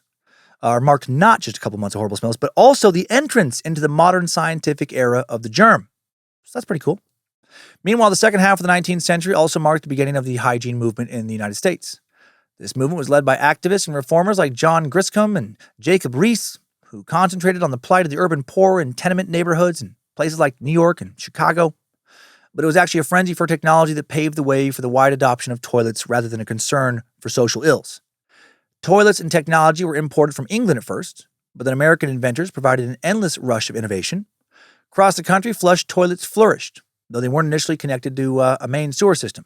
That was considered a household responsibility, not the government's, and so sewage emptied into cesspools, streams, and some private sewer systems. But by the 1870s, this helter-skelter approach was starting to fail.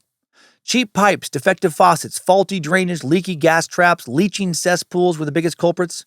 The nation was soon awash in hysteria over the dangers of poor plumbing and the potential for disease built into everyone's homes. The solution would be a public responsibility, thank God.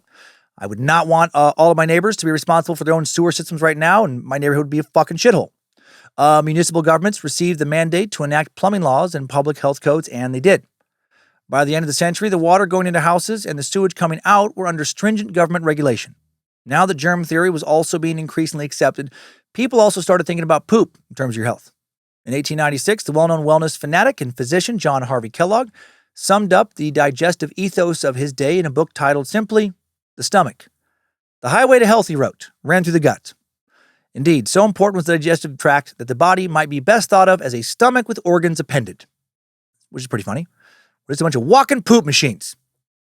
He thought the most important thing about the body was what came out, ideally prolific amounts of poop, expelled with great frequency, which is an interesting take. Oh, you have constant diarrhea. That is incredible. Oh, congratulations. You're the healthiest a person can be. Kellogg preached to adherents at his then famous health resort, Battle Creek Sanitarium. We've talked about that crazy-ass place in previous episodes. They're producing at least 3 and much better 4 bowel movements a day ought to be the norm. And as someone with a very sensitive stomach who has pooped 4 times a day on a lot of days, I assure you that should not be the norm. Not at all. To him, every meal should end with the body dismissing the meal you had 2 meals ago. Expel breakfast after dinner, for example. He considered that a leisurely pace. According to his calculations, this schedule allowed 8 hours for food processing in the 25 feet that separated mouth and colon, and a lavish 4 to 6 for the remaining 5 feet from colon to toilet.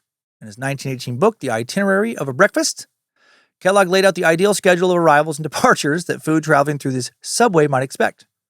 His timetable featured the various delays, the wrecks, collisions, and obstructions that might cause the most dreaded of all ailments in the Kellogg catalog, constipation. He felt that waste that lingered in the body posed a crisis, with halted digestive locomotion supposedly resulting in putrefaction. If not quickly emptied, the stomach would pass on its rot to its neighboring organs, resulting in auto-intoxication or the poisoning of the body. The critical need to keep the digestive system humming along led to the cereal empire associated with the Kellogg name, as was Kellogg's mission to deliver fiber to keep up with the human subway. John Harvey Kellogg's obsession with digestion was far from fringe in his day. He was part of a small but very loud crew of gut gurus, who each differently parsed what it meant to keep the body healthy. Kellogg's greatest competition was Horace Fletcher, known affectionately to his followers as the Great Masticator, for his demand that food be chewed to a liquid state before being swallowed. Can't fucking imagine how long it would take. Production would go, I would go down to one podcast a month, maybe, if I had to chew every fucking bite to a liquid state before swallowing. I'd be having like 4-hour lunches. Must have taken that dude like a whole day to work his way through a single stick of beef jerky. In stark contrast to Kellogg, Fletcher dismissed poop as simply waste left over from the production system of the digestive tract. Digestive ash, as he politely called it, was not something to produce. It was something to reduce, if possible, if one could not eliminate defecation entirely. He believed that was possible, if only. If only he could figure out a diet that eliminated the need to shit altogether. What an accomplishment that would be, right? Just train your body to utilize every fucking last drop of every meal. Like my wife, Lindsay, who again assures me never poops. In Fletcher's view, the indigestible fiber that Kellogg flogged as the key to digestive health should never go into the mouth in the first place. The funny part was that both of these guys came at it from an idea that had taken hold of the country in the early 20th century, the production line. This was, after all, the heady days of Henry Ford and his assembly line of efficiency experts like Frederick Winslow Taylor and Frank and Lillian Gilbreth, all of whom helped popularize the ethic, one now embedded in the national psyche, that productivity and speed were the greatest good, and waste of any sort was the worst sin. The difference between Fletcher and Kellogg was merely one of perspective. For Kellogg, poop was the system's product, or at least the guarantor of the smoothly running system. Producing more of it and speeding up production was simply good industrial practice. For Fletcher, waste was waste, a sign that the system producing it was inefficient, unproductive, and in dire need of repair. The less of it, the better. The more you pooped, the more of a fucking disgusting, inept dickwad you were. Right? So stop shitting, you dumb, lazy animal. These fads continued. Celebrity diet coach Paul Bragg, whose reign as a health guru began in the late 1920s and wouldn't reach its peak until the 1970s, advocated the strange practice of bowel breathing, a method designed to force oxygen directly into the bowel by taking a deep breath, taking a deep breath in, squatting, bearing down as though mid-bowel movement, while slowly exhaling. Through this practice, Bragg promised you could train your bowels to remove the accreted waste that even the strongest laxatives left behind. And that is a bunch of nonsense. Bragg was a fucking con artist, or an idiot. Bragg was also well known for his techniques of fasting, which added what he called detoxification to the mix of cures for the potentially poisoned gut. In his 1973 book, The Miracle of Fasting, Bragg reported that a 10-day fast he had undertaken in Virginia produced something remarkable. A turd comprised of 1/3 of a cup of quicksilver from a laxative he had taken as a child that had been festering in his gut for the past half-century. I doubt it.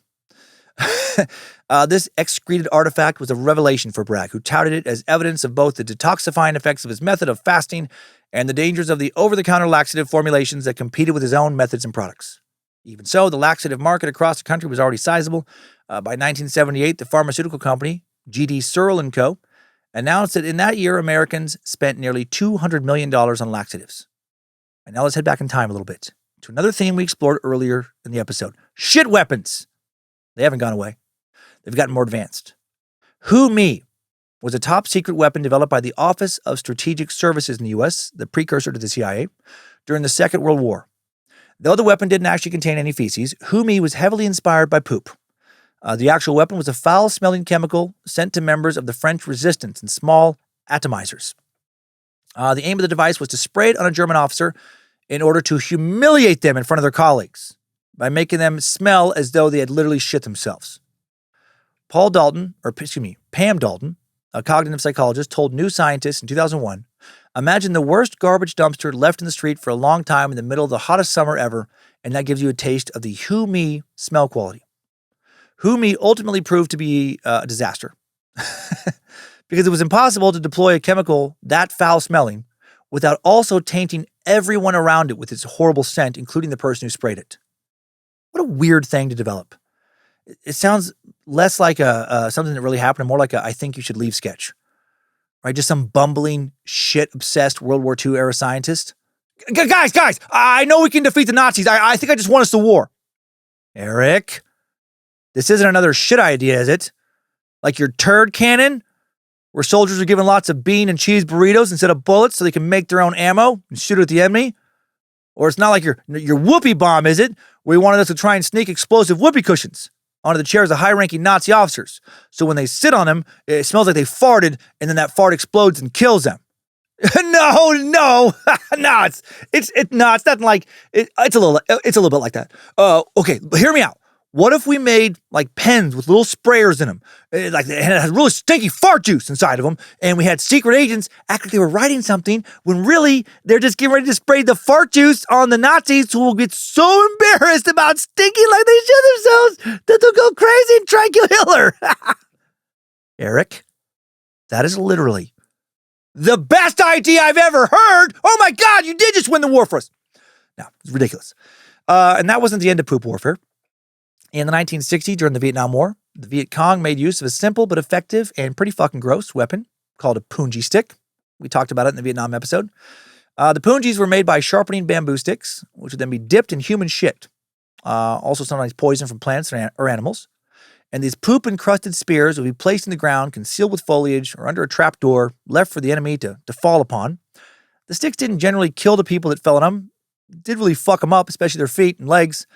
Right? And then that shit would help lead to dangerous infections. Now back to our main thrust. How people shit. By the middle of the 20th century, for the average person, you might think that the widespread installation of toilets similar to the ones we know today meant that things were pretty well settled in terms of how people do their business. Not so. In the middle of the 20th century, the pay-per-use toilet was on the rise, just like back in ancient Rome. For exact change, users would be permitted to relieve themselves. By 1970, an estimated 50,000 pay toilets were in place. But then there was a problem. While toilets were subject to a fee, urinals were not. That meant men had the freedom to empty their bladders without being charged, while women looking to do the same had to pay a fee.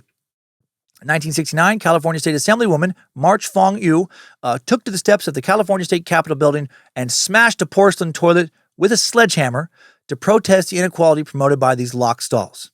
It was the beginning of a piss and shit revolution. Around the same time, 4 high school students decided to make pay toilets their pet cause. In 1968, Dayton, Ohio teenagers and brothers Michael and Ira Gessel were on a road trip to Pennsylvania with their parents when they encountered a pay toilet at a Howard Johnson's restaurant. Their brothers couldn't believe spare change was needed to relieve themselves. Back in Dayton, and with friends Steve Freuchen and Natalie Precker, the group formed what became known as the Committee to End Pay Toilets in America, an activist group that championed free bowel movements for all. The foursome drafted model legislation, circulated press releases drawing attention to the issue, which received national media exposure. Their logo was a fist clutching chains rising out of a toilet bowl. Pretty obvious what they thought about the pay-per-use toilets. While some of this was clearly a kind of, juvenile theater, the foursome wrote ballads like Ode to a Pay Toilet. Their end game was actually no joke. They opened collegiate chapters around the country, drew the attention of lawmakers. Speaking with the Associated Press many years later in 2018, Michael Gessel said, "We did what no one else before us had succeeded in doing, which was to move the debate from a pure joke to serious action. I think there was a window to do this. We were involved in the 70s. It was the beginning of the feminist movement, then called women's liberation. And 10 years later, you had Ronald Reagan and a curtain of conservatism that came down. I think people would not have been open to the humor of it then. And they really did make an impact. Chicago made the first move following a committee press conference removing pay toilets from public facilities. Ohio followed suit, and then Governor James Rhodes signing a bill into law that mandated one free toilet for every paid bowl in the state. Before long, roughly half the paid toilets in the country were decommissioned. And though there's a lot more we could say, far more, about the history of shit, I feel like that was enough to get across the gist of how far we have come regarding our shits. Now let's get out of this strange timeline. Good job, soldier. You made it back. Barely.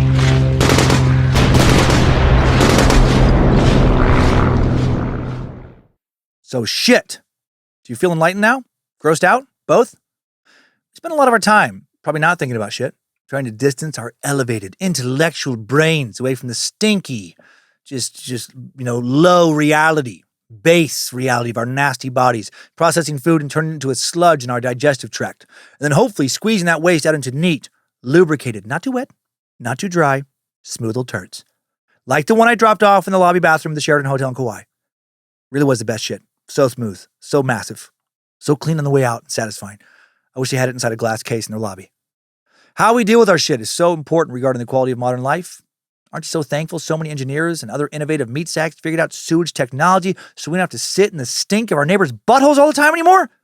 So we don't have to drink little disease-filled flecks our neighbors have launched out of their ass cannons? For many, many years, we were just another part of the great circle of life. Shit was not a big problem. Back in defecation's good old days, people pooped where they wanted. True freedom with shit. They simply moved on to the next location, leaving their waste to become part of the natural cycle of decomposition, fertilization, and plant growth that people and animals would then eat and poop out and so on and so forth. But the advent of agriculture posed a shitty new problem. Now that people are staying in the same place, how do we poop in a way that was easy for us? Right? Not too far on the way, outside of the city, you have to walk a long time, but also put the waste somewhere far away where it won't attract vermin, won't threaten our health by accidental ingestion, won't fucking stink us out of the city. The answer was, of course, sewer systems, and many ancient societies went on to develop them. Ancient cultures across the world formed primitive latrines or even flush toilets in the case of the Minoans and others. Right? The Greeks and the Romans in particular made promising advances in sanitation provided you were rich enough to afford to be able to be connected to the sewer line. If you weren't, you got to shit in a public latrine, maybe using a nasty-ass sponge stick to clean yourself, a shared fucking poop stick. But there were some positives, though, from these public latrines. It became like little social activities, one rife with toilet humor, literally toilet humor and discourse. Middle Ages in Europe changed that. Shit became associated with the devil. So much Satan in the Middle Ages. And the idea of miasma, right? Smells that could harm you, proliferating, leading people to bathe infrequently. This then seemed to amplify humanity's sinfulness since everyone was covered in filth all the time and superstition and tribalism ruled. Let's please never let a proliferation of magical thinking send us back to those horrific days. There were a few places where people had access to sewer systems like royalty or monasteries, but some royalty didn't care much for toilets even as they were being invented. King Louis XIV, France's son king, lived in the opulent palace of Versailles, which was covered in shit, more often than it wasn't, thanks to the worst house guests ever, literally shitting in corners or pissing as they walked to the palace. As technology progressed, it seemed like we would soon be on the horizon of a new era, an era where everyone had access to waste disposal. But technological advancement also led to a boom in population, and existing systems just could not keep up. That would lead to two major great stinks, one in London and one in Paris. Londoners have been dumping their sewage straight into the Thames for centuries, even increased doing so during epidemics, since it was thought that miasmas or bad smells caused illness, which when people drank or used the contaminated water, of course, led to even more illness. In response, London swiftly modernized its sewer system, a project led by Joseph Bazalgette. It would save countless lives and is still in use today. In Paris, the stink produced a frenzy of fear, also because of miasma theory, and while waste treatment didn't change in the way that it did in London, as a result of the great stink of Paris and scientific commissions, it did lead to an overall reduction in the belief of miasma theory and its replacement with germ theory. And that moved us towards the modernized plumbing we know today. But the history of shit is really so much more complex and multi-layered than the history of sewage systems. It's the history of people forming societies, of religious codes, of humor, of governments figuring out how to tax shit. It's the history of weapons and health fads, of the one thing that kings and peasants have in common, that we all have to shit. And now you know a lot more about what we all do every day. Every day, if you're a well-oiled shit factory knocking out at least 2 dumps a day like this fella. So thanks for listening to this shit. Time now for the takeaways. Timesuck Top 5 Takeaways. Number 1, the transition from nomadic groups of hunter-gatherers to stationary societies doing activities like agriculture and constructing settlements turned poop from an anytime, anywhere activity to a serious societal concern. Number 2, many ancient societies had functioning waterways like the ancient Greeks, the Romans, and especially the Minoans, who had a flushable toilet thousands of years before Westerners would start putting them into their homes. Those ancient Greeks be so smart and shit. Number 3, miasma theory held that it was bad smells, not germs, that caused disease. Now we know that the number 1 killer of people for most of human history was disease, often spread by contaminated, i.e. shitty water. But back then, before people could see germs with advanced technology, people believed it was the literal smell that killed you, Unfortunately, this led to people trying to get the smells and the shit as far away as possible, which meant dumping it into a river or creek, but few stopped using those creeks for washing or drinking, which meant the disease continued to run rampant. Number 4, in the searing hot summer of 1858, the hideous stench of human excrement rising from the River Thames and sweeping to the hollowed halls of the Houses of Parliament finally became too much for Britain's politicians, who had been ignoring the problem for years. The river had been the dumping point for the city's waste for decades, if not centuries, while people continued to use it for washing and bathing, drinking, and because of the belief in miasma, that disease comes from bad smells, waste that would have gone into cesspits was diverted into the Thames during cholera epidemics, making the situation even worse.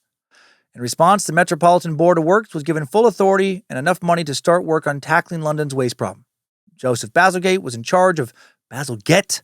Fuck that guy's name. Was in charge of constructing London's new sewer system, adding 4 pumping stations and 2 treatment works to treat sewage and pump out the putrefied liquid into the River Thames. Ultimately, the construction of the sewer system transformed London's landscape, shape, and improved the health of the city's population tremendously. And number 5, new info. If you're especially interested in toilets, you might have heard of one man, Thomas Crapper. Born in 1836, many say that Crapper was the inventor of the toilet, which as we know is not true. That was Sir John Harrington, though really it was the Minoans. Or maybe even some other group lost to history. It's true that Crapper was a successful sanitary engineer, a plumber, whose greatest innovation was actually the invention of the bathroom fitting showroom, something that brought flush toilets out of the water closet and into the public eye. The idea of actually displaying any part of the bathroom was scandalous. But Crapper's innovation helped to create a market for the relatively new and high-investment indoor plumbing that he sold. And then years after his death in 1910, the myth building began. Much of the confusion stems from a 1969 book by Wallace Rayburn, Flush with Pride, the story of Thomas Crapper. Among the other claims it makes is that Crapper was from the north of England but walked to London at the tender age of 11 to become a plumber, rising to become the inventor of the modern toilet. Based on that, the story says toilets became known as crappers, but that's not true. The word crap as a slang for evacuating one's bowels of shit dates back to before crapper went into business. Crapper as a term for toilet, though, may have links to the sanitary engineer. When U.S. soldiers were based in England in 1917 during World War I, they probably saw a cistern stamped with T. Crapper in public toilets and may have taken the word crapper back home with them. Castle's Dictionary of Slang records the word crapper as a synonym for a toilet in use from the 1920s, so that would fit.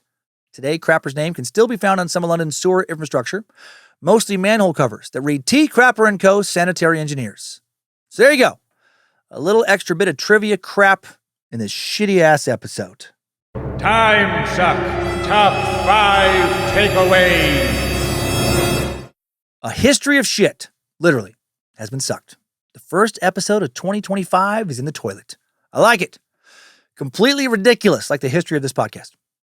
Thank you to the Bad Magic Productions team for all the help in making Timesuck. Voices all over the place. Thank you once again to Queen of Bad Magic, Lindsay Cummins. Thanks to Logan Keith helping to publish this episode. Design merch for the store at badmagicproductions.com. Thanks to Sophie Evans for her initial research this week. She said she had a blast working on this shit. And thanks to the All Seeing Eyes moderating the Cult of the Curious private Facebook page, the Mod Squad making sure Discord keeps running smooth, and everyone over on the Timesuck and Bad Magic subreddits. A lot of cool sacks doing a lot of cool shit. And now let's head on over to this week's Timesucker updates. Updates? Get your Timesucker updates.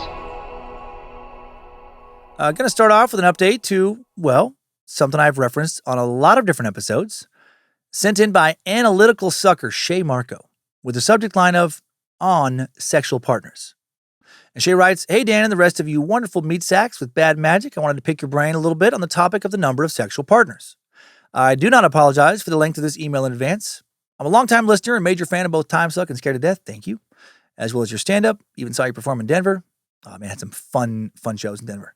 I have noticed through the show that you are often inclined to mention how stupid it is for people to care about the number of sexual partners someone has.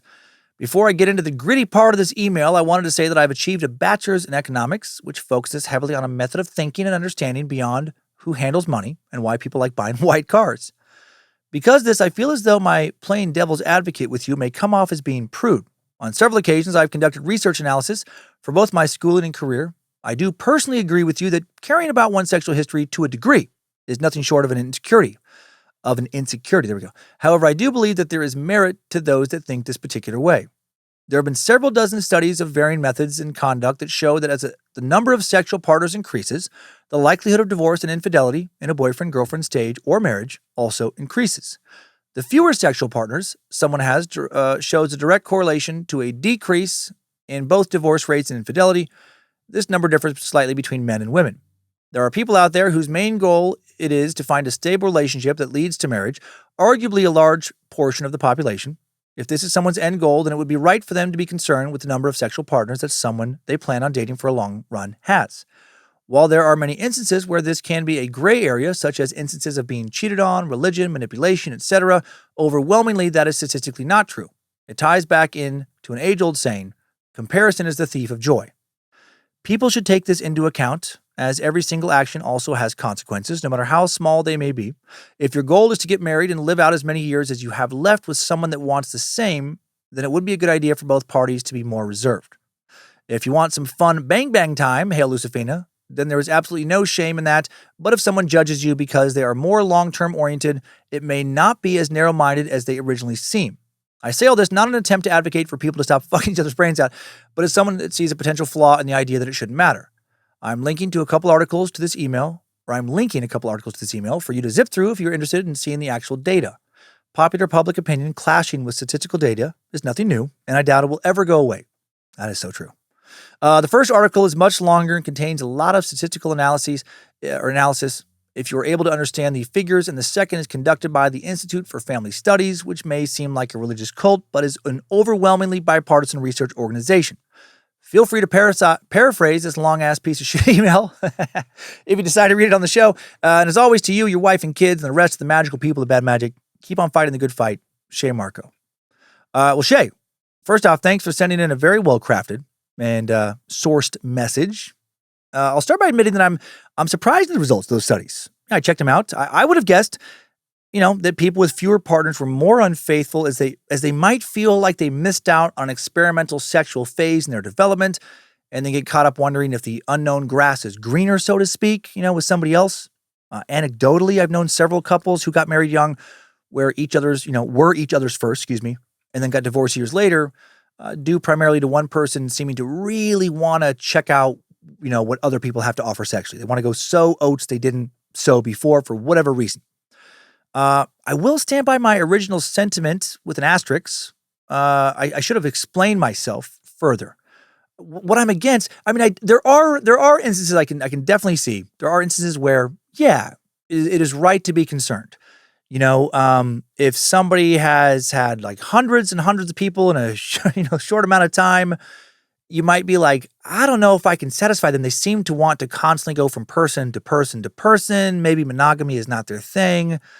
And a variety of other instances where I'm like, yeah, okay, I can see this concern. What I'm against specifically is this long-standing attitude of sexual ownership, almost exclusively perpetuated by men at the expense of women in monogamous relationships. Basically, this attitude that the guy, boys will be boys, is almost expected to have fucked around before they got married, while the woman should remain chaste, saving her precious pussy for a man she has not met yet, one who will someday marry her.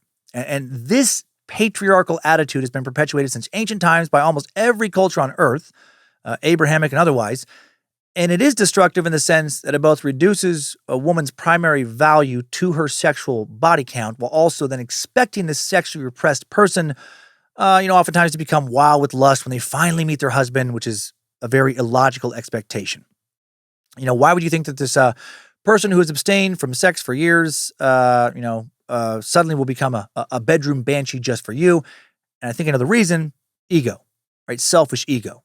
A lot of guys, my younger self included to a degree, create this fantasy where they're just such a stud. They're the only one who could possibly get some sexy but also sexless woman to give it up. And it's a pretty juvenile, childish expectation.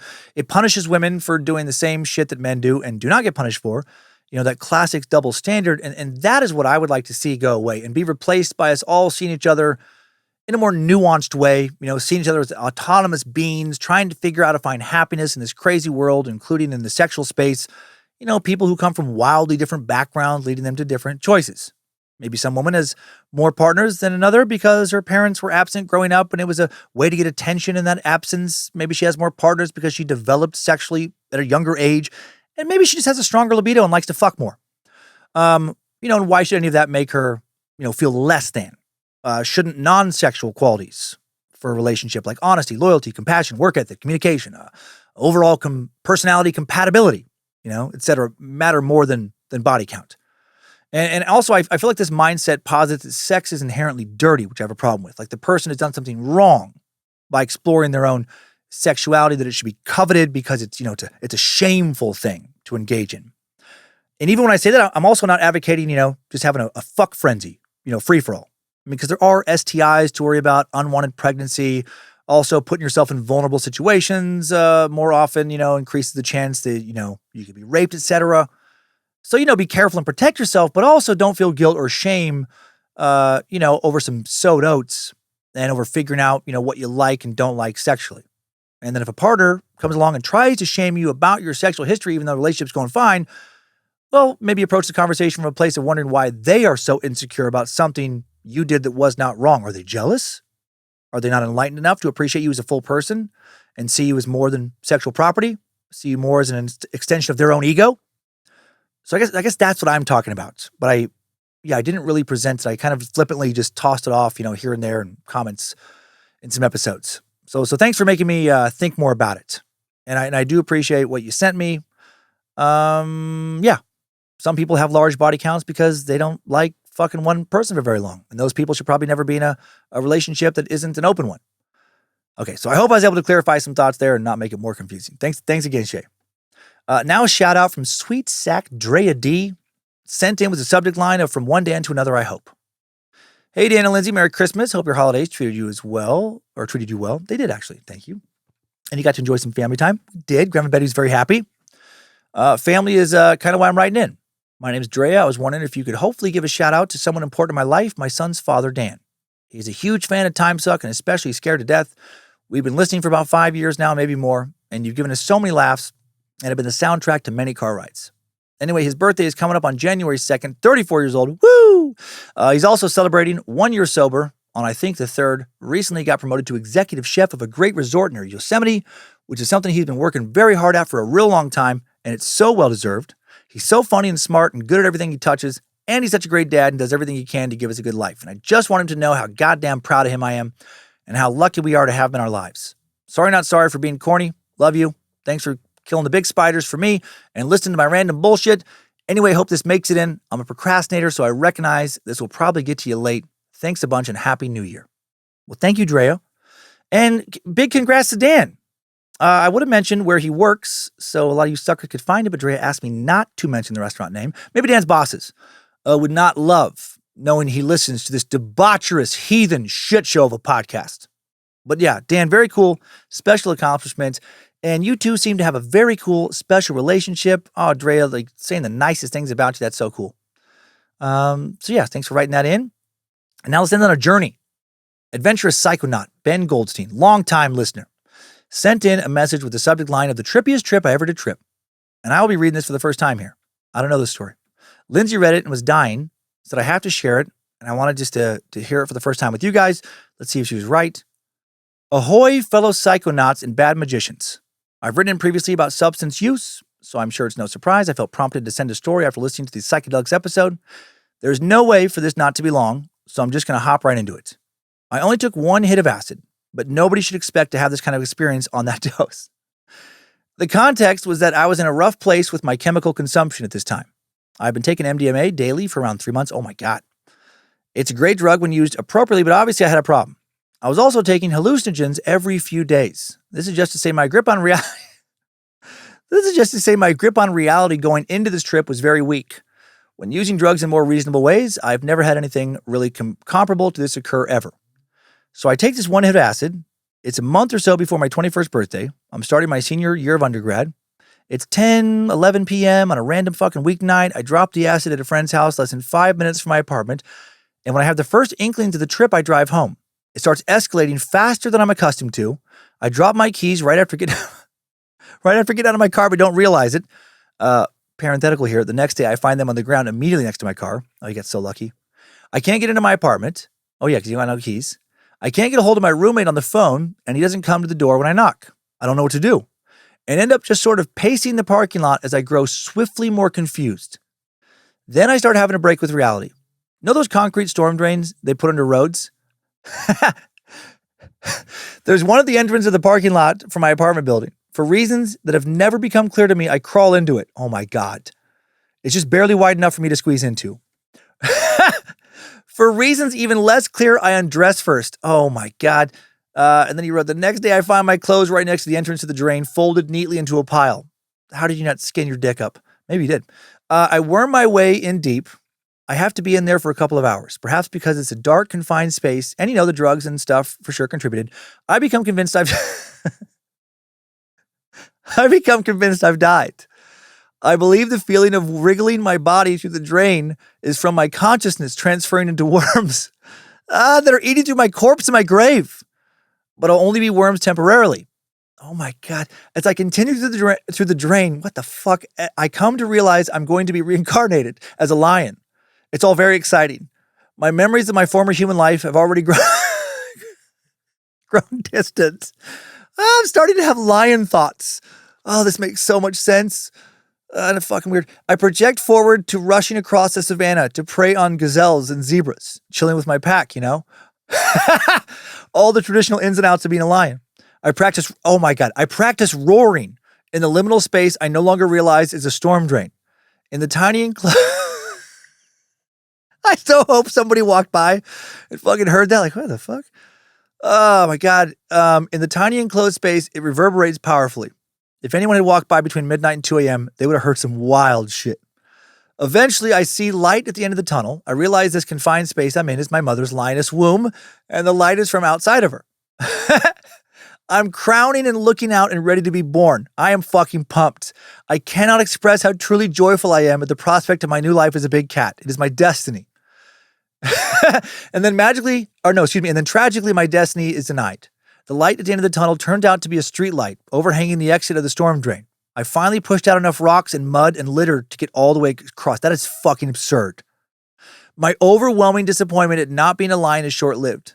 As I stand up and look around, I realize I vaguely recognize my surroundings. My memories of my former pre-lion, pre-womb life have indeed faded into a fractured dream. But I pieced together that this was the last place I had been before I died. I am, of course, still entirely certain I'm dead. How could I not be? But I now realize, while I'll be able to incarnate as a lion later on, or whatever else my heart desires, I'm currently set to enter the next plane of existence. And the gods, in their infinite wisdom, have set things up so that there are intermediate steps in the transition to help ease things smoothly without being so jarring. The first bit will, of course, take place in a projected environment reflecting the most recent one resided in while alive. This will give mortals a sense of familiarity and safety as they begin their journey through the afterlife. Now naked and muddy, I realize the chirping of the crickets and cicadas are in fact messages from the gods, directing me along a path of fate. So I start booking it down the sidewalk towards wherever they're leading me.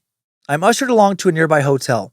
9 years later, there's an NA convention in the lobby of this very hotel. I'm not a member of that organization, but went with a friend. She quite enjoyed the story. The crickets lead me to the back entrance, which opens to the pool room. The door is of course unlocked, as the gods commanded. I realize, okay, I see now. This transitional experience will come to an end with this pool. I'll leap in as a baptism, and when I emerge, I'll be in the afterlife proper. This does not occur. I swim across and get out of the pool. There are some hotel towels, which I sort of use as I kind of dab dry a few parts of my body, but I'm way too intoxicated to be effective. I start wandering the hotel, awaiting the next sign from the gods. I try to open several doors along the way and knock on a couple. Luckily, in hindsight, though confounding at the time, none open. I get to the front desk. The receptionist looks displeased. I can't fathom why. I'm so goddamn happy. Other than the fact that I would have preferred being a lion, I'm absolutely loving everything that's going on. I'm naked, still a bit muddy, now also somewhat wet, and beaming from ear to ear like a fucking lunatic. I wish I had the security camera footage of all of this. Maybe it exists somewhere. Unfortunately, this man or angel or other trans-dimensional being is not sharing my joy. I wish I could channel it into him. I wish everyone could feel this level of exaltation. No worries, they will once they're dead like me. After I just smile insanely and silently at him for a tick, the receptionist asks, "Can I help you?" I know how hotels work, so I reply, "Can I have a key?" Sternly he goes, "You want a room key, but you don't know what room?" I'm not sure what the game is here, given he obviously isn't going to give me whatever key he's been divinely ordained to provide. And the number doesn't even matter, since there won't be a hotel room, as the doorway will be the threshold to the next plane. Duh, but I do my best to play along. 4, I request? "We don't have a room 4, he informs me sourly. "So you won't give me a key," I ask, just to make sure. "Nah," he says. "If I can't get a key, can I at least have a smile?" I propose. A reasonable compromise. "Nah," he repeats. "Then I don't do that."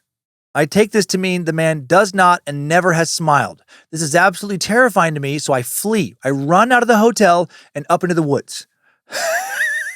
This guy, what is he thinking? I get to the house of a friend where I'd initially taken a hit of acid. He doesn't answer the door. It's between 3 and 4 a.m., so that makes sense. But I'm also not even sure I knock versus just assuming the gods will make him or an angel disguised as him come meet me at the door. There's a tree immediately next to the house, so I climb it and get onto the roof. Maybe I'm planning to go down the chimney like Santa. Not really sure. Being on drugs is the only clear motivation for all of my actions at this time. Now for the first feat of superhuman strength. I jump off of the roof in a full sprint. Oh my God. I sustain no injuries, just zip off back into the woods. To be clear, at this time in my life, I had never had a gym membership. I'm not an athlete of any kind and certainly not a parkour master. Not while sober, at least. I wander the woods a bit, this is insane. I wander the woods a bit, aiming roughly in the direction of my apartment. I try the doors of more houses. You're so lucky you didn't get fucking killed. But all are locked. I also try cars. Most of those are also locked. One opens up and I sit in the driver's... Oh my God. I sit in the driver's seat for a bit, but the car does not magically start. I'm no longer clear why the gods are marshalling me around in what feels like a pointless fashion. It's okay though. None of this is real. I eventually get back to my apartment. I still can't find my keys. I walk around the building. I have a back porch on the second floor. I see my downstairs neighbor has a punching bag hanging down from the porch. Now for my second feat. I climb the bag, get a grip on the bottom of the porch, hoist myself up to grab a trellis, requiring me to launch myself upward with both hands and get a couple inches of air before reaching it. What the fuck? And then climb the rest of the way onto the porch. Thank the gods, our porch door is unlocked. Why wouldn't it be? It's the second story. I enter, go to my room, and collapse on the bed. The voyage concludes somehow back at home and not in a hospital or a jail cell. It's been over a decade since this happened. I am still not a lion. Not quite yet. But with the power of Nimrod, anything is possible. Hail Nimrod, your loyal space lizard, Ben Goldstein. Oh my God. That's fucking terrifying that all that happened on one hit of acid. That makes me nervous about acid again. Jesus Christ. But also kind of excited about it. Because that is, I mean, obviously it's going to suck if you jumped off the roof and died. But since you didn't, what an insanely amazing adventure you had. I mean, you could have got arrested for so many things. I mean, sadly, you probably could have got like a sexual offense just for running around naked, just for being naked in the fucking hotel, trying to get into people's rooms. Oh man, that would have not been good if the police would have showed up, because you would not have reacted in any normal fashion.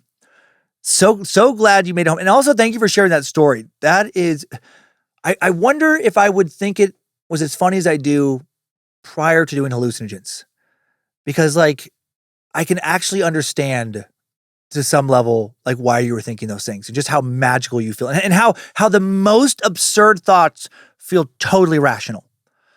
Oh, that was a great update. My God. Let's, I don't even know what to say right now. Let's get out of here. Thanks, time suckers. I needed that. We all did. Thanks for listening to another Bad Magic Productions podcast, you shit lions. Scared to Death, Timesuck each week. Short Sucks, Nightmare Fuel, and the Timesuck Scared to Death podcast feeds twice a month. Enjoy your shit this week. Enjoy not having to deal with other people's shit. Kick back and relax on that porcelain throne. You're a golden god. Enjoy that bidet butthole pressure wash. And while you doom scroll on the loo, in the loo, one of those things, maybe also play a little Timesuck and keep on sucking.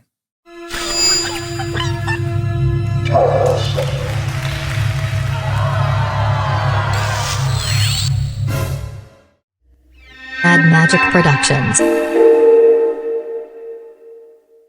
Now, before I go, I want to share some shit-related jingles with you. A lot of poop-related businesses out there, and how they advertise their services often cracks me up. So let's start with a 2006 local commercial for a poop scoop business in Anchorage, Alaska called Scoop the Poop. Hey, that's it now. Scoop, scoop, scoop the poop, poop, scoop the poop. Pick up all the poop and put it in a baggie, then you throw it all away. Poop, scoop the poop. Pick up all the poop and put it in a baggie, then you throw it all away. It's a day-to-day thing. It's a day-to-day thing. That's the dog singing. Scoop the poop. I love local commercials, but here's a national one. I'll do another local. Well, I don't know if the last one's local. It's a weird infomercial, but this is a commercial for butt wipes. Good Wipes is the company, and it came out 2 years ago. Sophia, where are the spatulas? Just a minute, Grandma. She's running to the bathroom. She is on the toilet. Oh boy, here it comes.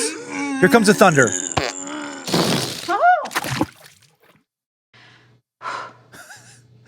Toilet paper got you down? Good Wipes, your one-way ticket to Pootopia. You know what? She's so happy. If I had to work in corporate America, it'd be fun to work for like a toilet paper company, maybe, or like in the advertising department of like whoever gets to do these like poop-related commercials. It'd be a pretty fun, silly little job. And now for my favorite. It's so fucking bad. This is a fantastically horrible infomercial for a product that never took off called Poo Trap from 15 years ago. And what this is like this. It's like basically like you just take a little a poop bag that you would use for a dog, and but make it like I don't know, tougher, I guess, like make it like thicker, and then you just hook it up with a bunch of straps to your dog, so it's just stuck on their butt underneath their tail as they walk around. It's fucking absurd. Are you tired of taking your dog for a walk and picking up after their mess? Are you tired Yes. of using grocery bags or products that are heavy and not useful? Uh-huh. It can get very messy when your pet goes in the house or on the sidewalk or even your neighbor's lawn. Ugh. We have the answer for you. Introducing Poo Trap, an amazing new innovation that eliminates the need of picking up after your dog. Poo Trap is a unique new product My that God, fits these dogs any look so size stupid. dog without any hassles, and your pets will love it too. No, they don't. It's easy to install on your dog and makes your walking experience fun. It doesn't look easy to Walking install. your dog just got easier with a Poo Trap. No poops, no whoops. Poo Trap is available in 8 sizes and 3 colors. There are no substitutes. Poo Trap, the magic poop collector. Order yours today. Call 888-POO-TRAP. That's 888-766-8727. Call now or visit our website at www.pootrapusa.com. Oh my Order God. yours today. I love, I miss those old infomercials. I just love stuff like that where it's like, no one needs that. It's not that hard, actually, just to bend down with the bag over your hand and just pick up the poop. It's easier than to set up a weird fucking bag contraption that looks like you're trying to, like, I don't know, fucking catch your dog's farts as you walk around, look like an asshole. Just as all the people that see you mock you with this stupid contraption. I just love it when they act like there's a need for something that there isn't. Are you tired of having to bend over to pick up dog poop? Well, you're still gonna have to fucking bend over to put on this stupid contraption on your dog. This saves nothing. This is more work to look dumber. Oh, but it is pretty funny. Poo Trap. Thanks everybody.